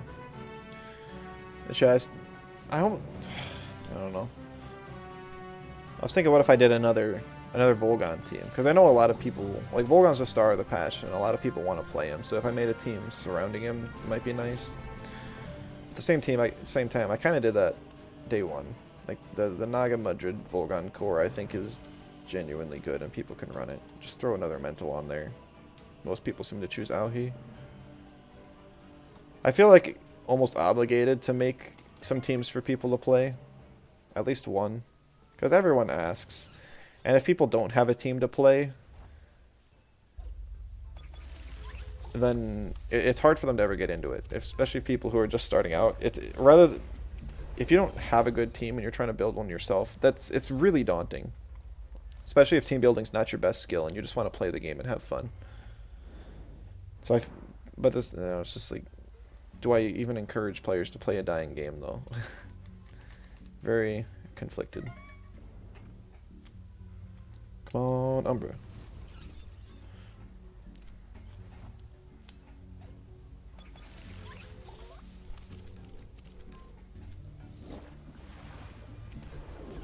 I think now is the best time to get into it. PvE, yeah. PvP, I mean, it's probably the best time since like 1.0 or TemCS ending. Yeah, I guess it would be since TemCS ended. I'll still go around, even like the game dev communities I'm a part of now, and talk to people and be like, oh yeah, or they'll ask what I'm doing. I'm like, oh, I'm playing Temtem now. And they're like, what's that? Or so they're like, I remember that game. Yeah, I actually really enjoyed it. And then they'll look at the update and be like, yeah, on second thought, probably not gonna get back into this.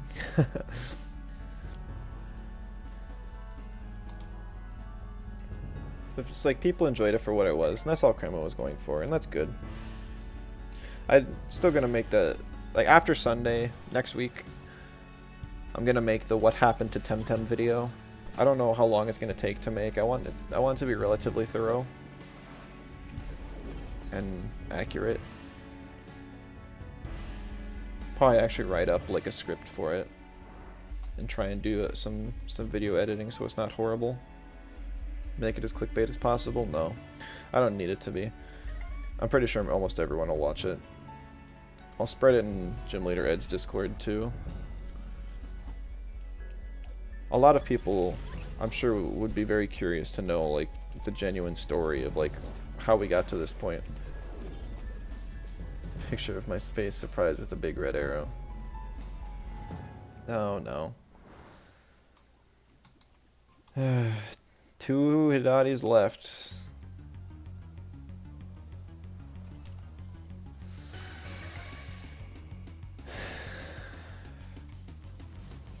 There's one. We got one more chance left.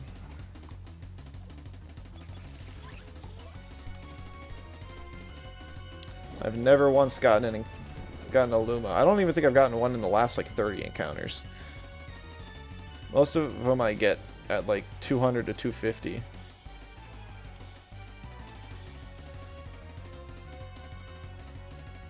Oh.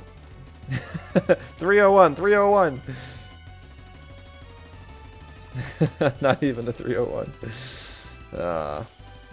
Alright, well, I'll be back tomorrow. Don't know what time, but I gotta get a haircut too, and hopefully stream for a while. Let me put on the electric Koish onto this team so I remember that's what I'm doing.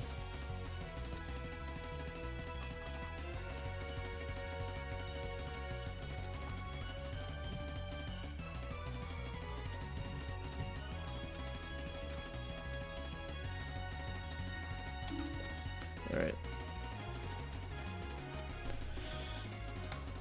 Yep, that'll be all today. Let me share this team as well for the YouTube people to view it later. There we go, 6BU41. Wouldn't really recommend it, especially now with the Straw Shield. You could probably make some edits. Kinu, Nidrasil, Karen never really did anything. It was always the other 5 that I used. So maybe you can make it your own or just copy the thing if you want. Thanks for tuning in, and I'll catch you next time. Bye-bye.